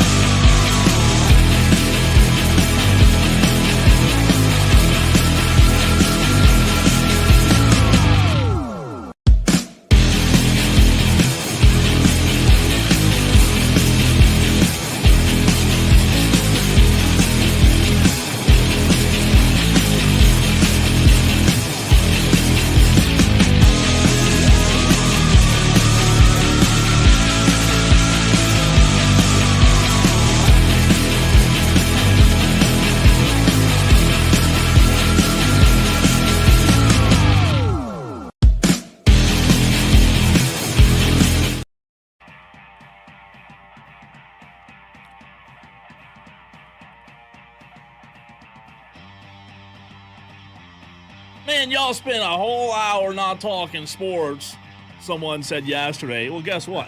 That's all we've done. We have just thrown everything and the kitchen sink at you today, Diesel. We've gone from Colorado Rockies, NHL, Braves. I mean, good Clemson with Don Munson. Now we're going to go to the NBA. I mean, goodness gracious, imagine complaining about this. And in the next segment, we're going to shout out top performers of the week, right? And continue the conversation. Shane, NASCAR at 5:20. I mean, we're just terrible. Where's my sounder, Dewey? Where are you? You all need to be fired. We need to be fired after this pitiful performance today. Speaking of pitiful performances, Diesel, the New York Knicks play tonight. We know what happened last night with the Thunder and the Timberwolves. We'll start there. The Timberwolves, I told you at the very beginning of these conference finals, my heart wanted to see Anthony Edwards in Minnesota. He's been great. He had 32, 9, and 6 last night. But the Thunder, maybe the Thunder are simply on a collision course with the Indiana Pacers, and it's as simple as that. They look unbeatable right now. Yeah, you got so many big-time contributors last night for the Thunder. You had SGA scoring 38, Chet Holmgren, gangly as he is, scored 22, Jalen Williams 26 points. I mean, those three together, they carried this team on their back. I mean, you still got 9 out of Lugens Dort, the 5 guy for the Oklahoma City Thunder, but Anthony Edwards by himself couldn't do it. Anthony Edwards with 32, Jaden McDaniels with 22. They had one guy off the bench. Nickel Alexander Walker with 17, but outside of that, they just didn't get any help from anybody else. Julius Randle, where were you? Rudy Gobert, did you even get off the bus? You know what's weird about that? You're talking about guys that with this Minnesota team have been contributors in the NBA for a good while, and to see Rudy Gobert and Julius Randle combined for 11, yeah, it's not good. But then again, you're looking at you're looking at a unmovable force, Diesel, in Oklahoma City. I mean, their star, like you look at what Minnesota did, their star, and Anthony Edwards had 32, that's good. But Oklahoma City star had 38 last night, absolutely went nuts in the 42 minutes that he played. It was 12 of 21 from the field. Almost perfection at the free throw line. He only missed 2 of 15 free throws. He rebounds the ball defensively. He spreads the ball. 8 assists. He's unbelievable on the defensive end. 3 steals last night. Again, it comes down to Shai Gilgeous-Alexander and Indiana's Tyrese Halliburton. These two are literally on another level, and I think that we're on the collision course. New York, we'll see what they can do tonight, but man, Minnesota's been disappointing in this series. How much of that game last night? And I was at dinner, so I didn't get to watch it closely. I watched some highlights afterwards. How much of that game, in your mind, was Anthony Edwards trying to take over and be the man? I mean, yeah, he put up 32 points. You had Julius Randle and Rudy Gobert, 2 guys that you were talking about that combine an average of around 20, 25 points a game. Neither one of those guys showed up. No. Julius Randle is an 18-point-a-night kind of guy, and he gave you 6. That's not good. To answer your question, Minnesota's, I believe it was, what night was it they lost? The first game, Anthony Edwards said in the post-game interview to give you an answer of what you asked in terms of him doing too much. He said after game 1 that he felt like he tried too hard to attack their defense, and the way that they played defense, he felt like he needed to do a better job in game 2 of just getting everybody else comfortable. He did say after game 1 that he was going to attack their defense differently in game 2. I didn't see much of that. Oklahoma City defensively, Diesel, and Tolo's out there that have watched this series, they're tough. Like, if you watch, they're just tough. Minnesota last night in the third quarter, you come out of halftime, right? You come out of halftime, you think, okay, here's where you really earn your money, Diesel. Minnesota scored 21. They got held to 21 points in the third quarter last night. Defensively, they're just too much on Minnesota. Yeah, and that's a heck of a run that they were able to put on in the third quarter of that game. I mean, the Timberwolves played a really good first half, didn't play a bad fourth quarter either, but that one quarter just got away from them, and they couldn't keep up. They couldn't make up the difference down the stretch. Let's go to the phone lines real quick before we run to a break. Mac the Knife wants to chime in at 844-FAN-PHONE. What's up, Mac? What's up, man? Always Tolo and nice to talk to you guys, Diesel and Cole. Yeah, Mac. So I'm mad, man. I'm going to go ahead and get my Monday out on a Friday. My overreaction is that I had 5 basketball players that I picked. Halliburton had to make 15. Cat had to make 18. Ant-Man had to get 21. SGA had to get 27. And Julius Randle had to get 17 for me to hit $1,000 on a $10 bet. Oh! Which one was $1,000 on a $10 bet? And Julius Randle decided to become a GOAT. I was about to ask you if Randle was the only one that didn't hit. That's literally what I was going to ask. The only one. You needed him to get how many points to hit? I needed him to get 17. Oh, he didn't come close to And that. everybody else blew it out of the water. I think you should Venmo him and ask for your money back. Halliburton had to get 15. He had 31 freaking points. He had to Gosh. get 18, and he had 35 points. And y'all just talked about Ant-Man and SGA. The only person that had to do what they were supposed to do was Julius Randle. I feel bad for you. I feel bad for you. They should give me my $10 Yes. back and a $5, you know what, our bad. That's That's good stuff, man. That's good. Hey, I appreciate you calling, Mac. Thanks, Mac. That is tough, man. Tough for you, 10 man. to win 1,000. I would. I'd be sick. I'd be sick. I had to stop gambling, man. I had to stop putting my money after this because it was making me mad. It was changing the way I couldn't enjoy sports anymore. Thanks, Julius Randle. That's a good call. Thanks, Mac. When we come back, Cole, we're going to try a brand new segment on Friday. Call our Friday Fives. We're going to hand out high fives to our favorite standout performers of the week. Cole and I will give ours. You can do the same, Tolos. 844-FAN-PHONE, 844-326-3663. Call in or text in on the Hub City Spartan Burgers text line. Friday Fives next.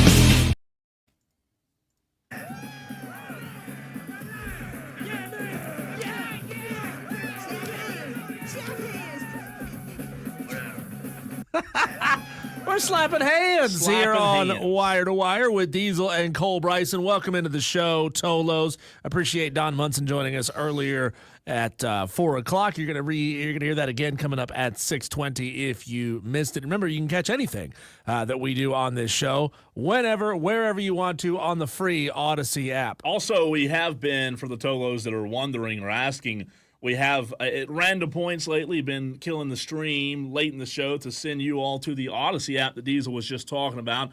We always do try to spread our listeners out, increase those. You got to get those numbers up. It's rookie numbers. You got to pump those numbers so up. We're trying to get you to the Odyssey app. So if we do kill the stream at 6 or 6:20 sometimes, run over to the Odyssey app as fast as you can. Tolos, in this segment, and if you guys love it, we're going to keep doing it on Fridays at 5 o'clock. We are going to give out proverbial high fives. High fives. High fives at 5 o'clock.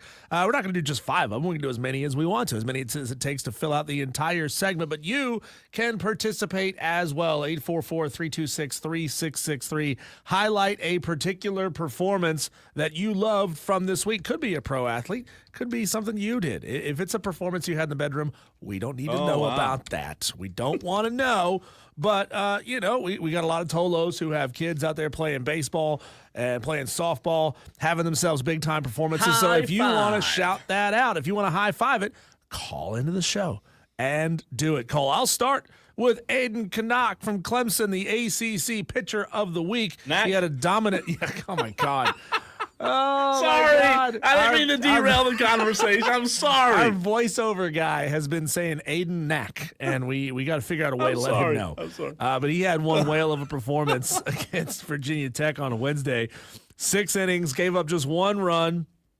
He's been on a tear his last 4 starts. 3-0 record in that time, 2.22 ERA, 30 strikeouts, giving up just 13 hits over 24.1 innings. Aiden Canuck, you get a high five. You know what? That's a good one because, just like a lot of pitchers in college baseball, he had some struggles throughout the latter part of the season. But I'll say this. Aiden Canuck's been the guy this year. I'm not saying he carries the team. I'm not saying that at all for Clemson because Cam Canarella and so many other guys, Jack Crichton, have been so good, and Jarrell and Listy and Pano and Prees, the list goes on and on. But I think if you had to find somebody on this team this year that says, or that you look at and say, okay, who's been the constant? Who's been the guy that if we had to name an MVP of the season, I think Aiden Canuck's that guy. I mean, he's the star pitcher. And they haven't had other great pitching performances outside of him. That's the problem. To be a truly competitive team, to go win a national championship, you need like 3 of them. And that's the problem. You need some good ones. Yeah. Clemson's had some injuries. Grayson Mann told us yesterday they're trying to get one back. It is tough. It's tough. You have to have – I guess you have to have more than one source of ammunition in the College World Series when it comes to it's so different. Isn't it crazy how baseball is different than softball? Like, one softball pitcher can be dominant, 1 or 2, and can carry you, as we've seen in these college softball playoffs. But and obviously, as we all know, in baseball, it's a lot different. And Aiden Canuck's been, man, I think he's been the best pitcher in the state. He might be one of the best in the ACC when you look at the numbers. He's been incredible. I think he does deserve that high five that you're talking about. JD on the stream says, high five to my son Tripp for graduating 4K and hitting the coach with a line drive in his last baseball game. Where did he hit him, JD? Did he hit him in the beans? He says he now wants to play soccer, and that makes me want to cry. You know what? I don't blame JD for that. I don't have kids. The soccer thing? Yeah. I'll say this. If you're from the South, right? Let's just say it out loud. If you're from the South and your kid decides, hey, Dad, I want to play soccer, it's probably a little bit of a gut punch, right? Isn't it? If soccer wasn't your thing growing up, if soccer was your thing, if you're a soccer coach enlisting and thinking you guys are idiots, that's fine too. But if you're like JD and me, like you're a baseball guy, right? And your son says, I want to play soccer, I'm sure it does take a little adjusting. I don't blame him for that. A lot of Southern men and Southern parents think that their son coming in saying, I want to play soccer is tantamount to your son saying, Dad, I want to wear dresses. I know. It's what go back outside. You can make a lot of money. What if he is supremely talented at soccer? And you drove him away from it because of your problems. You know, it's tough. There are so many friends of mine, like who have kids that are friends of mine that are way older than I am. But like you have these parental situations where you try to figure out what sport your kid's going to be good at, right? It's bad because parents now. Let's just say this out loud too. Parents nowadays think they're scouts and think their kids are prospects, and let me mold my kid to the sport that I think he's going to be best at, right? And that's the reality of it. I'm kidding kind of about the soccer thing, JD, but I would feel the same way. I think I would too. But if he's good, like Diesel said, you never know. Maybe he's going to be, all-region player of the year for his high school or something. Never know. He can go get it. There's a lot of scholarship money out there for hockey or for soccer. It's a good reason to get your kid into it. Brian says, high five to the Dallas Stars because they had a big comeback the other day. He's talking about Dallas in Game 1 of the Western Conference Finals. They were down 3-1 going into the third period, but put up a big old 5 spot in the third to win that game 6-3 over the Edmonton Oilers. So, yeah, high five. I believe the Dallas Stars. I'll say this. I'm not a hockey expert, but I think Dallas just made a coaching change a couple of years ago, and they were on the cusp. When I lived there, Diesel, I went to a couple playoff games, and they were really good, but they weren't like great. I think they made a few changes internally, and I think now all of a sudden, I think they're a contender. If they can beat Florida, I don't know. It's going to be tough, but I think Dallas is a legitimate contender now in NHL. Madcraft says, high five to Angel Reese because she's always reaching. I love that. I think that's a funny one. That's the funniest one we've had yet. Again, high five to Angel Reese. That's funny, right? I mean, she did single-handedly re-spark the race debate in sports again. She did. High five for her on that. That's a good one. I like that. I mean, everybody has an opinion on that, right? We didn't get any interaction or calls the other day when we started talking about that. By the way, I don't know why. It was just dead. Who do you want to high five, Cole? I've got a couple in mind. I was gonna second your high five with Aiden Canuck being pitcher of the week, but. Yep. How about we high five, and I hope I don't steal one of yours, but John Rittman, who a lot of people kind of wanted gone out of the Clemson program, at the end of last year and even at the very beginning of this year.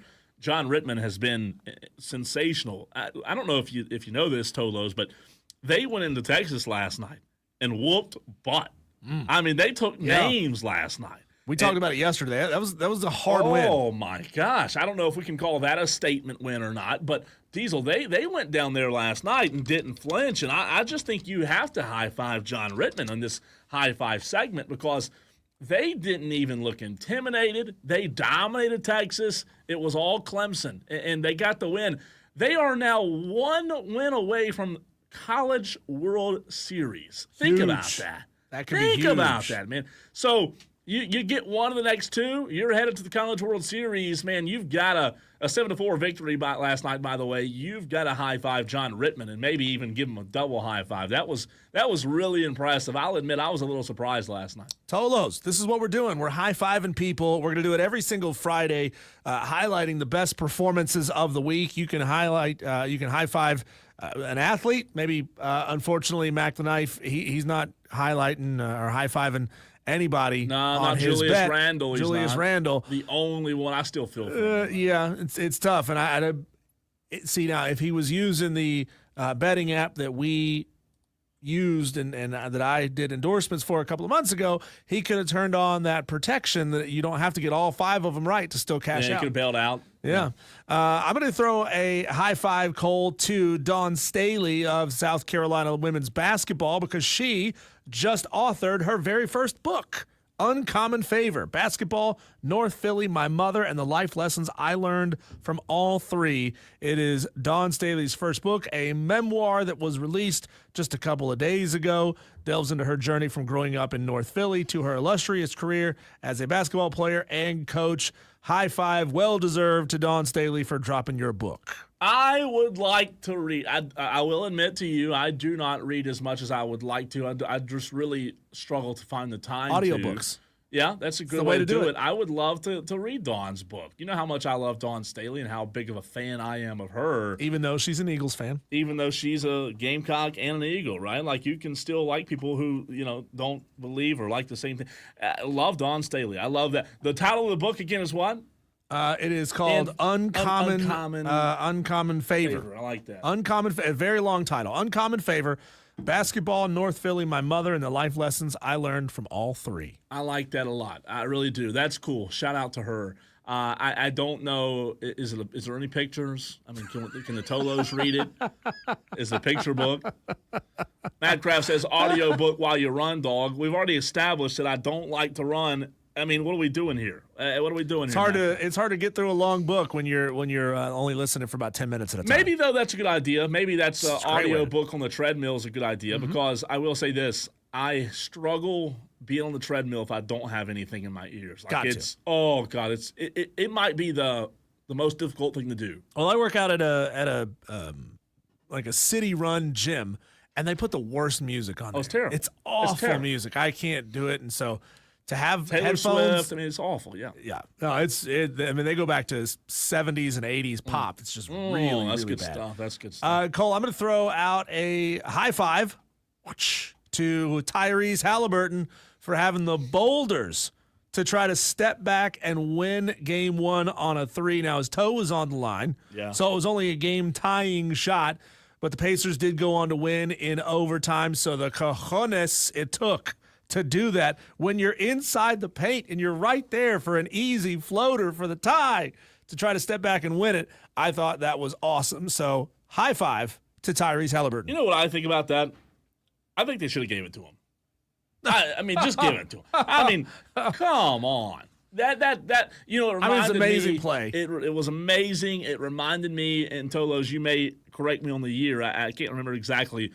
When Kevin Durant and Kyrie were in Brooklyn in the Eastern Conference Finals, maybe, and Kevin Durant's big toe was the reason they lost the game. Literally. They lost the game because of his big toe. It reminded me of that. That's exactly what – I mean, it's tough. It's tough. Your shoes are too big, right? Your feet are too big, and it cost you. It cost Tyrese Halliburton. He's been so good. I like that high five endorsement, and really, you just high five anybody on those two teams, whether it be Tyrese Halliburton or how about SGA on Oklahoma City. Yeah. I mean, you could argue that SGA right now is the most impactful player in the NBA. So how about a high five for him and what he's done not only this season but in the playoffs? 118-103 victory over the Timberwolves. He scored 38 points, Diesel. 12 of 21 shooting, as I mentioned in the last segment, and he had 13 points from the free throw line. So I don't know, man. Like, dominance is the word there. MVP status is certainly worthy when it comes to Shai Gilgeous-Alexander. And all of a sudden, we talked about this the other day. He's catapulted himself into the conversation of elite of the elites in the NBA right now. He is showing out. All the other big-name superstars are sitting at home, right? The Lukas, the LeBrons, the ADs, and this guy's just saying, hey, I got this. I'll take this league over, and he's certainly doing so. So how about a high five to him? On the text line, 844-326-3663, Mac the Knife says, I needed Julius Randle to give me 17, and I would have won $1,000 on a $10 bet. Ouch. Yeah, player props in the form of a parlay is hard. It's really hard, Max. So if you would have hit, man, I would have been happy for you. Another texter here says, his corn chip says, high fives to Chris, Brett, J-Bake, and Bobby trying to plan a golf outing this weekend when only one of us golfs. This should be real interesting. Oh, my gosh. That's funny. I didn't mean to interrupt. I was going to say, corn chip, how you golfing with 5? Most golf courses won't let you do that. Only 4, right? Yeah, only 4. They max out at 4. I have a funny story about that. Okay. I love the text from Corn Chip. My buddy, he may be listening, maybe not, same situation. He's got 3 tomorrow playing golf. Okay. He knows, I've told him a million times, I don't play golf. He knows that. I don't own golf clubs. I don't swing golf clubs. I'm not good at it. I don't play. But for whatever reason, he can't get that across his head. How do you know you're not good at it if you don't play? I want to figure out how I want to take lessons first. I want to take lessons first before I do Just it. go to a driving range. Because That's a lot cheaper. I embarrass myself. So he's texted me like 10 times today. Hey, we need one more. Come play with us tomorrow. I have literally told him, you want me to be the DD? I'll drive the golf cart. I'll pretend like I'm a caddy. You can be the bartender. Yeah, I could be the bartender. I mean, a good-looking bartender out there, right? He's not afraid to show some leg for an What do extra they tip. call that? The Cart girl. Cart girl. I mean, I could be. Girl. I could do that, but I have told him I don't play Now, it. that's a challenge. What's that? If you and I got into a wager on this show, that was a big deal wager, the loser would have to put on a bikini top and be a cart girl. No, I'm good. For a bunch of other Tolos while they go out I'm and play good. golf. So getting JD, Magcraft, Leprechaun of Lyman, whoever else, the loser has to go be the cart girl and serve drinks for 18 holes. JD says, Cole, if you go to the driving range with me, I swear I'd hit some balls. I'd hit some balls so you won't be embarrassed. Look, I get it. I kid you not. I can name 5 of my close friends right now who have all said, please just give it a try. Give it a try. We want you to come play golf with us. I'm maybe. I don't know if I have the mental capacity for it. I don't know. I have to. If I have to give up a hobby, I'm not going to do it. I'll tell you that. I'm not going to give up a hobby to do it, to take it up. But it's that time of year where everybody's, why aren't you playing golf? Why aren't you playing golf? Well, I don't know. It's going to start getting hot. The fish are going to stop biting. I will go with them and take a fishing rod wherever they're going. If they'll let me fish the ponds while they play, that's fine. I'll do that. Cole, I want to give a high five to the listed, though I don't believe this number, 23,308 Rockies fans who showed up for the Rockies' 42nd loss in their first 50 games. How did 23,000 people endure that crap? I don't know. Is that real? I mean, 23,000. It's listed. That's it's what they say. Tickets sold. Yeah. I mean, like, I'll be surprised if there were that many there. I mean, that's a lot of Rocky. I didn't know there were that many Rockies fans that existed in general, right? And I don't know. Maybe they were. Coors Field capacity is 50,000, so that means just under half. I ain't buying it. You're not buying that there were that many? That there were 23,000. Yeah, no I'm with way. you. I don't think so either. No way. That seems like a lot. It seems like a lot. We asked earlier how many would be in attendance in June when they come play Atlanta. Probably not many. Shout out to high five to all of the Tolos who have interacted on the show this week and who have turned it on and left it on. Even if you haven't interacted, we still appreciate you listening to the show. You get brownie points for interacting, right, on the Tolo leaderboard. But we still appreciate you. We've had a lot of good discussions, a lot of good calls, text this week about some crazy different topics, whether it be Angel Reese or the Braves or Madcraft and the Braves. We all, me and Diesel, will give you all high fives. How about a high five to Ben Griffin, who's currently leading the Charles Schwab? I was, Cole, going to high five Ricky Fowler, who was having a phenomenal day. He was even par as of yesterday, got to 6 under today. He was at 7 under at one point. He did bogey. Which hole did he bogey? Has he won anything lately? He bogeyed 5, but Ricky Fowler had 1, 2, 3, 4, 5, 6, 7 birdies today. No eagles, just 7 birdies. A heck of a round for Ricky Fowler. But, yeah, he's a guy that's got a big name who I don't think has performed anywhere near what we thought he was going to be. I don't know that he's won it. I mean, seriously, I'm looking now. He won the Rocket Mortgage Classic in Detroit in 2023. That was his last one. He has not added another. He's just. I think he's a bust. Ooh. I think so, man. I really do. Not a high five to Scotty Scheffler, who has looked terrible. Terrible. +1 today. He was -2 yesterday. So Scotty Scheffler sits at 1 under at the Charles Schwab a week after winning the PGA. How about that? How about that? Shane Connick's in the live chat, ladies and gentlemen. We'll take a quick break and come right back and talk all things Charlotte, NASCAR, and whatever you want to talk about next with Shane Connick of the Charlotte Observer.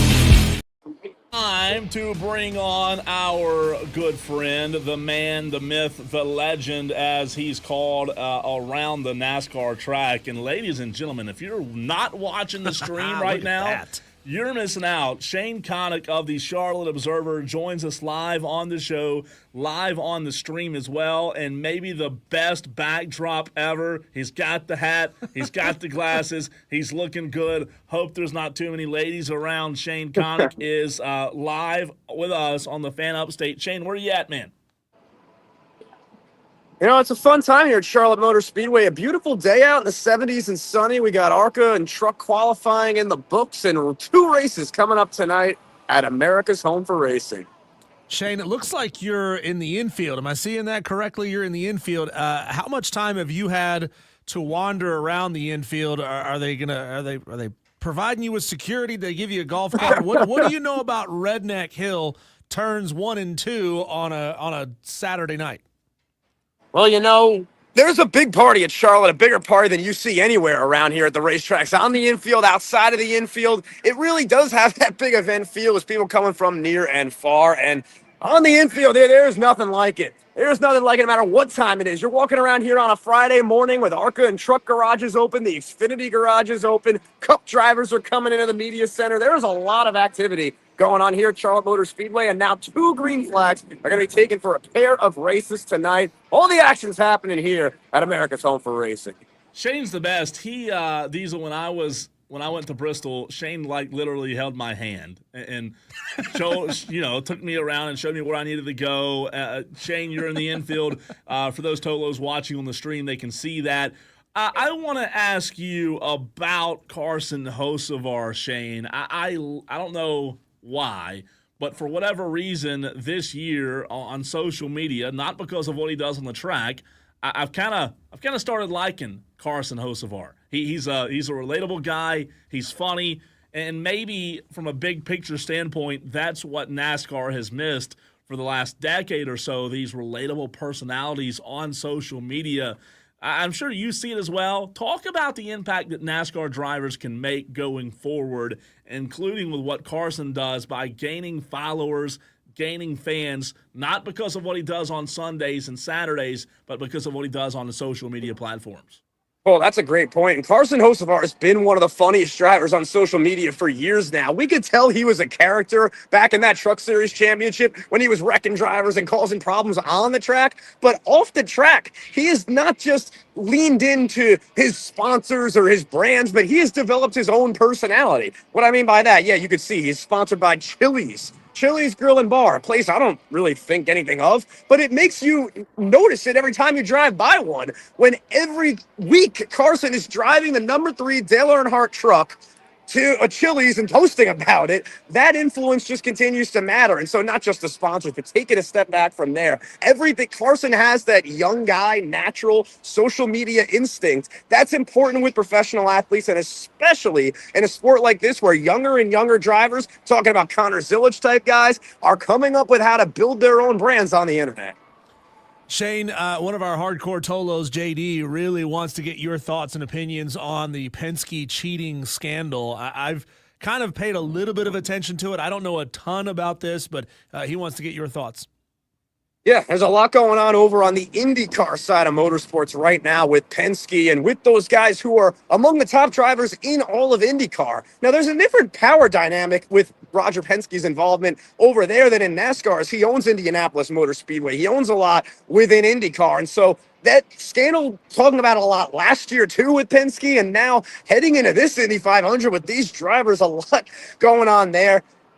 All these guys are looking for any advantage they can get. When you know how involved Roger Penske is, even with NASCAR, the past 3 NASCAR Cup Series championships, would you not think that there's going to be a little bit more happening when he owns the entire thing over in Indy? Shane, what's been your biggest takeaway? I mean, I thought, we'll get into the All-Star race in a minute because that's a separate conversation. But the first half-ish of this NASCAR season, what's been your biggest takeaway from following it and covering it? The biggest thing is that as competitive as a sport that we're seeing now, we're seeing Josh Berry get to victory lane before some prominent playoff drivers. However, Kyle Larson and Christopher Bell each have 3 wins apiece. Obviously, C-Bell won the All-Star race a week ago. Kyle Larson's in Indy right now, but those 2 are the best drivers in the NASCAR Cup Series today, and it's not even close. You got so much talent and so much speed, and Joey Logano's getting to victory lane after being the champion, and Ryan Blaney's racking up points even though he hasn't gotten a win yet. But there's something about the number 5 car and the number 20 car. They are faster. They are stronger. And at more and more tracks, those drivers are becoming players. Obviously, we've seen it when Justin Allgaier got into the number 5 car here a year ago. You would think, oh, well, Kyle Larson, the best driver. And then you see how fast that number 5 car is itself. This year, and I wrote a story about this at charlotteobserver.com that published this morning, it's so competitive, but there's so much parity in the NASCAR Cup Series. And that brings us to where we are here at the Coca-Cola 600, the longest race of the NASCAR Cup Series season. What that means is that a victory here, the guy who gets to victory lane on Sunday here in this particular competitive season, the guy who can win 600 miles of mayhem here at Charlotte Motor Speedway, that is really going to be a statement of who one of your best drivers is in the Cup Series. Yeah, you mentioned it there, Shane. Parity within, especially at this track over the past couple of years. We all remember Jimmy Johnson being so dominant there at Charlotte. Kevin Harvick got multiple wins. Casey Kane, Martin Truex was the last one to win multiple times in a short span. But since 2020, we've had 5 different winners in 5 years. Do you see anyone in the current field starting to carve out any kind of a similar legacy at Charlotte, where it's a guy that can win multiple times because he's just got this track figured out? Yeah, this is last year's rain-shortened deal is not going to be the last time you see Seabell in victory lane here at Charlotte. He said it himself a week ago when I asked him. He hates that last year's race got shortened by rain. You want to win any race, but there's something that NASCAR drivers want about winning at home, winning in their backyards, winning near where they drive around, going to their race shops every single week. And Christopher Bell, again, whether it's a short track, whether it's a big track, he finds ways to win. He finds ways to be strong. And it might not necessarily be this weekend, but over these next few years, as Christopher Bell is only going to win more and more, become more and more of a championship contender, we're going to see Christopher Bell win more than just last year's Coca-Cola 350 point, whatever the heck it was. Hey, Shane, this is going to be a 2-part question, and it may be lengthy on your part, and if so, that's okay. But let's go back in time to the All-Star race. The first part of it's the actual race. I thought it was the best race of the year. I loved it. It was passing. It was racing. I wish I could get it every weekend. I love what I saw last weekend. So talk about that in terms of what you think it could potentially become, maybe a points race at North Wilkesboro. And then the second part of the question is your take, what you've seen and heard as far as feedback goes from NASCAR fans when it comes to the imaginary caution flag that I was not a fan of. The NASCAR All-Star Race is always going to be a great event, a showcase. Like any other All-Star game is a good event. And unlike those All-Star games, you have drivers who, what do they do every week? They all show up at the track. One of them's going to win. And the All-Star Race is another week on their schedule. But now, North Wilkesboro, we've done it 3 different times. I think we had, like you said, a better race than we've had at North Wilkesboro in any of these 3 times that we just kind of saw somebody dominate from the pole. But yes, there is now in the All-Star race an opportunity for Marcus Smith and officials to have Michael Waltrip throw and drop a yellow flag onto the racetrack. That happened.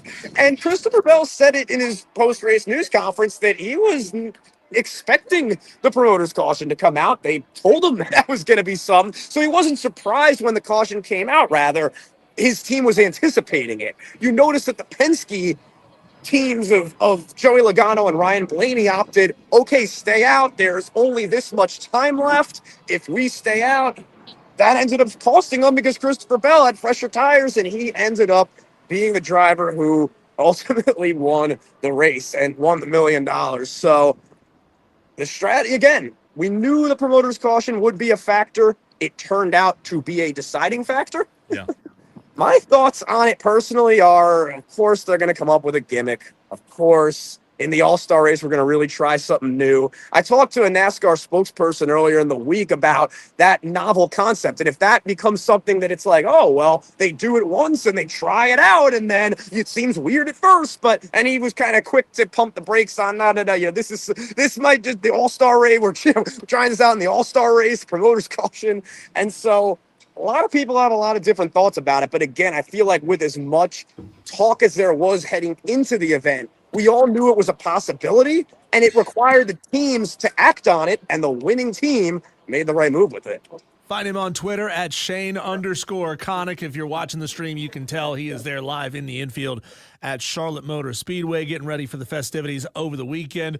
William Byron got his contract extension, 4-year new deal with Hendrick Motorsports. What do you think about the timing of this signing? You know, in other major sports, you don't hear about a ton of mid-season contract extensions. Is it a little weird that the signing comes now, or is that something completely normal for NASCAR?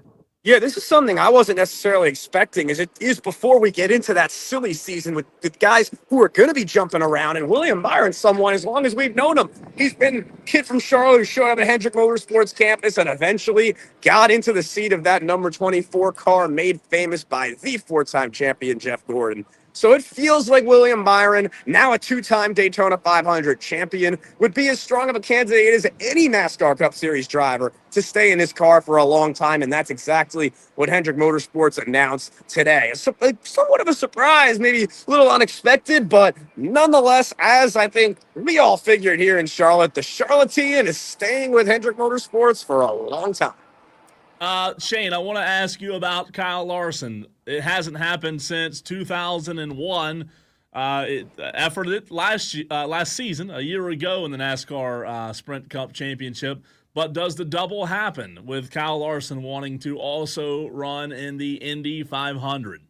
Well, you know, last year it really was the weather that held all of that up. And so it feels like this year he's got the same shot. And the difference is, he's more focused. Obviously, he's done it. He's been through the motions. But now Kyle Larson has been able to be in Indianapolis for weeks and weeks of qualifying, and the curb day we've got now multiple times. So every part of the process is something with which he's familiar. His Arrow McLaren team has done a great job getting him ready to really understand how to sit in the car of a seat of an Indy car as opposed to a typical NASCAR Cup Series car. And so it feels like Kyle Larson really did last year have as good of a shot as Tony Stewart or any of the drivers who have attempted the vaunted double, and that this year, with everything that we learned a year ago, as long as the weather is his friend, it feels like we will see for the second time in motorsports history, see Kyle Larson start the day and finish the Indianapolis 500 before coming right here to Concord to run in the Coca-Cola 600.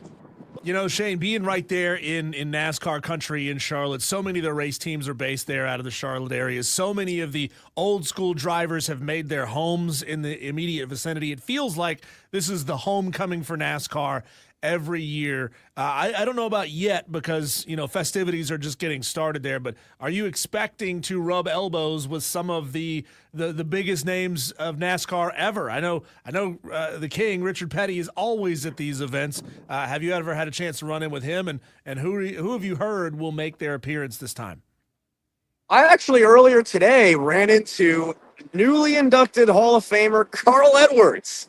Carl Edwards is here hanging out, getting ready to join the NASCAR on Prime broadcast this weekend. And Carl Edwards, really a great guy, a phenomenal speech he gave at the Hall of Fame back, and really, really great to see him here and talk to him a bit. And I've been able to this week actually see a lot of big figures in the NASCAR world as the NASCAR Hall of Fame announced the class of 2026 earlier this week. It is going to be Kurt Busch, Harry Gant, and Ray Hendrick, who join the Hall of Fame in 2026. And yes, I did get to see the King, Richard Petty, got to see Jimmy Johnson, the two living 7-time NASCAR Cup Series champions, and many other Hall of Famers and longtime media who have covered the sport, and a lot of people in the NASCAR world. It's a big week. You got, again, North Wilkesboro All-Star Race, Charlotte, back-to-back weeks, but the Hall of Fame announcing its next class just a big time in the month of May.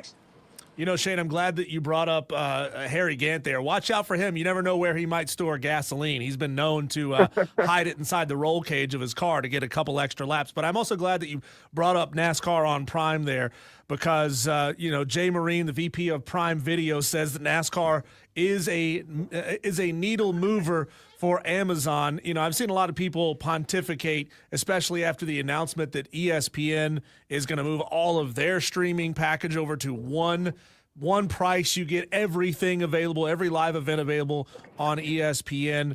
And people have been projecting that one day, yeah, you got your package where all your games are on, but then they may make you pay extra pay-per-view for the biggest possible games. What are your thoughts on just more and more and more content going streaming? That's exactly what's happening right now, and I think that's been the case for a long time. Think about it. Whenever a NASCAR race is on TV, now it's already been since you could say, okay, I'll say it. I'm 23 years old. When I was a little kid, I was able to go on my computer or iPod or whatever and stream a game before we even called it streaming necessarily. So this has existed for a long time. It's on Fox. You go to foxsports.com. You can watch it. Now that NASCAR, with its next five Cup Series races exclusively on Prime Video, it's going to be, first of all, like you said, even bigger for Amazon, for the team that's going to be broadcasting it. And it feels like something that Steve O'Donnell said in the Charlotte Observer recently at charlotteobserver.com is it's the biggest myth that NASCAR fans are not on Amazon Prime. You have so much of the fan base using it already, and more fans have been getting on it. And if they haven't, Cup Series qualifying has been on Prime Video for the majority of this season already. So it feels like most people, they were going to be on it, they've been on it, or they've gotten on it. And like anything else, every single person's not going to watch every single race. Yeah. Shane, you're the absolute best, man. We appreciate it. Have fun this weekend, and we'll do it again soon, okay? Oh, yeah. Oh, yeah. Big weekend in Charlotte. Big weekend for motorsports and big weekend in the sports world. Great to talk Shane to you guys. Cock, the Charlotte Observer. He's the best. You heard him right here on the Fan Upstate. Always a pleasure talking to him. He is so fired up. I mean, how do you not get fired up for that? I wanted to remind him, go eat something, get some calories in, because you're clearly burning a lot of calories. He's buzzing skinny. around all over the place. He's a stick. He can't burn. I mean, he's just, I wish I'm jealous. Speaking of buzzing, Cole, we're going to get to our Daily Wires next.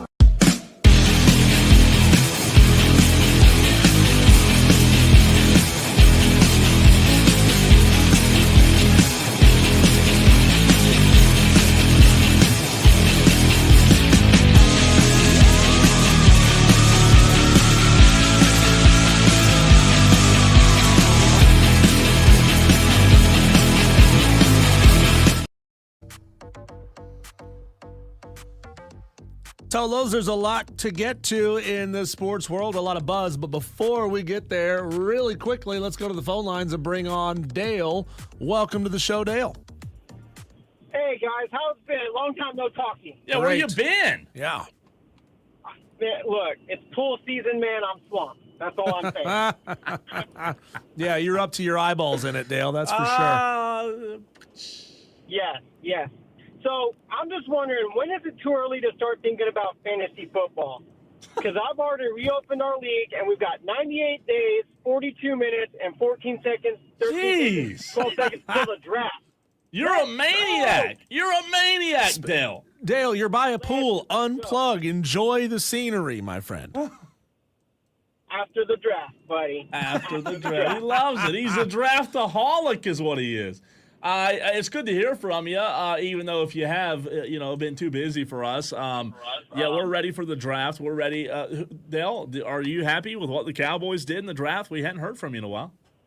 No, not really, but it is what it is. I mean, if the last 3 years completely rebuilt the offensive line, we're still screwed at quarterback. We got him some help. I don't know about the run game. Defense is going to be Yeah, all right, there's your answer. Thanks, Dale. Appreciate the phone call, Appreciate you, Dale. Oh, he's not optimistic. He's not. Back to the Daily Wires, Cole. Here's the buzz around the sports world. Ronnie is back. Ronald Acuna Jr. will make his season debut with the Atlanta Braves tonight at 7:15 against the Padres. He's going to come in and fix everything. Clemson baseball 7, NC State 6 last night. Clemson scored 3 runs in the 8th to rally for a 7-6 victory. They tallied 16 hits. T.P. Wentworth knocked in the go-ahead run. I wonder if he's related to J.G. Wentworth. Andrew Truffaut followed with an RBI single. I knew you were going to go there. I was like, I gotta beat him to it. Lucas Malstead pitched 4 innings and earned the win. Congratulations to Clemson. Clemson softball last night got the dub also and take a 1-0 series lead in the Austin Super Regional against Texas. 7-4 was the final score there. Clemson had 11 hits. Pitcher Brooke McCubbin retired the first 2 Texas hitters in the bottom of the 7th, and a pop-up behind the plate secured the win for the Tigers. Big win. Both softball teams, man. How about it? I mean, come on. This is awesome. Yeah. They're showing out. JD mentioned the Gamecocks. They got to win as well. Fun time, man. I love it. Hub City Spartanburgers, speaking of big wins, they have their second straight walk-off win with a 2-1 victory over Rome last night. Jacques Vargas hit a dribbler down the third baseline, which scored Casey Cook and secured the win for the Spartanburgers. Glider Figueroa blasted his 6th home run of the season. It's also, Cole, the second night in a row that he hit solo home runs, hitting leadoff in the bottom of the 5th. And I'll be there tonight, so that means they'll lose by 5, right? Oh. I mean, I'm bad luck. Like, hey, Tolos, if you're going to be at the Spartanburgers game tonight, come find me. Shoot me a tweet or something, a message, and I'd love to see you. He's wearing a gray shirt and a white hat. He'll be real easy to spot. Goalie, white, Caucasian. Carolina goalie Frederick Anderson got pulled after the second period last night. He gave up 4 goals on just 16 shot attempts by Florida. That's not good when you're letting 1 out of 4 by you. Peter Kochetkov also gave up 1 on 5 shot attempts in the third period. The Hurricanes are down 0-2 heading to Game 3 at Florida in the Eastern Conference Finals. That's disappointing. It is, man. I don't know the answer or why it's been this bad, but looked incredible against New Jersey, looked awful against Florida. It's something about that. It's something about that series. That streak you mentioned earlier in the show. It's Yep. I don't know. That's tough. That's one of those tough to figure out, what's wrong. Why can't we win the Eastern Conference Finals? Here's a wild stat for you, Cole. Caitlin Clark went 0 for 5 from 3 last night in the 81-76 Fever win over the Atlanta Dream. You might say, why is that weird, going 0 from 3? Well, it's just the second time in Caitlin Clark's 184 college and pro career in which she failed to Wow. make a 3. That is she needs to retire. Yeah. Hang it up, right? You're done. You washed up, kid. That's rare that it's only happened twice. Yep. It's good. That's a good stat, though. But they still got the win. Still got- That's all that matters. That's even better. All that matters. The Oklahoma City Thunder beat the Timberwolves last night 118-103 to take a 2-0 lead in that series. It was a huge third quarter from Oklahoma City that got it done. SGA 38 points, 8 assists, or 8 rebounds, and 3 steals. Anthony Edwards, pretty good for Minnesota as well. But who cares how many points you score in a loss? SGA has been unbelievable. And I think it's time to start putting respect on that guy's name. Former Nuggets coach Mike Malone revealed that despite praising Shai Gilgeous-Alexander, he's still voted for Nikola Jokic as league MVP. This came shortly after SGA received the trophy from Commissioner Adam Silver in a pregame ceremony at the Paycom Center in Oklahoma City. Jokic finished second in the voting. I just thought it was weird that the former Nuggets coach came out and said, right after they just gave SGA the trophy, yeah, I didn't vote for that guy. I voted for my guy. He gives no bleeps. He does. And finally, Cole, the Colorado Rockies are 5-20 at home and on a pace to lose 136 games this season, which would pass the 1899 Cleveland Spiders, who went 20-134 That's impressive. for the most losses by an MLB team ever. I'm glad you said that. And we're going to dive back into that conversation. We led the show with it. Let's dive back into it. It's so bad that it's impressive how bad this Rockies organization. What do you do? It's hard to lose that much. Where do you go, Tolos? Well, I don't know. We'll see if you know what to do. That's next.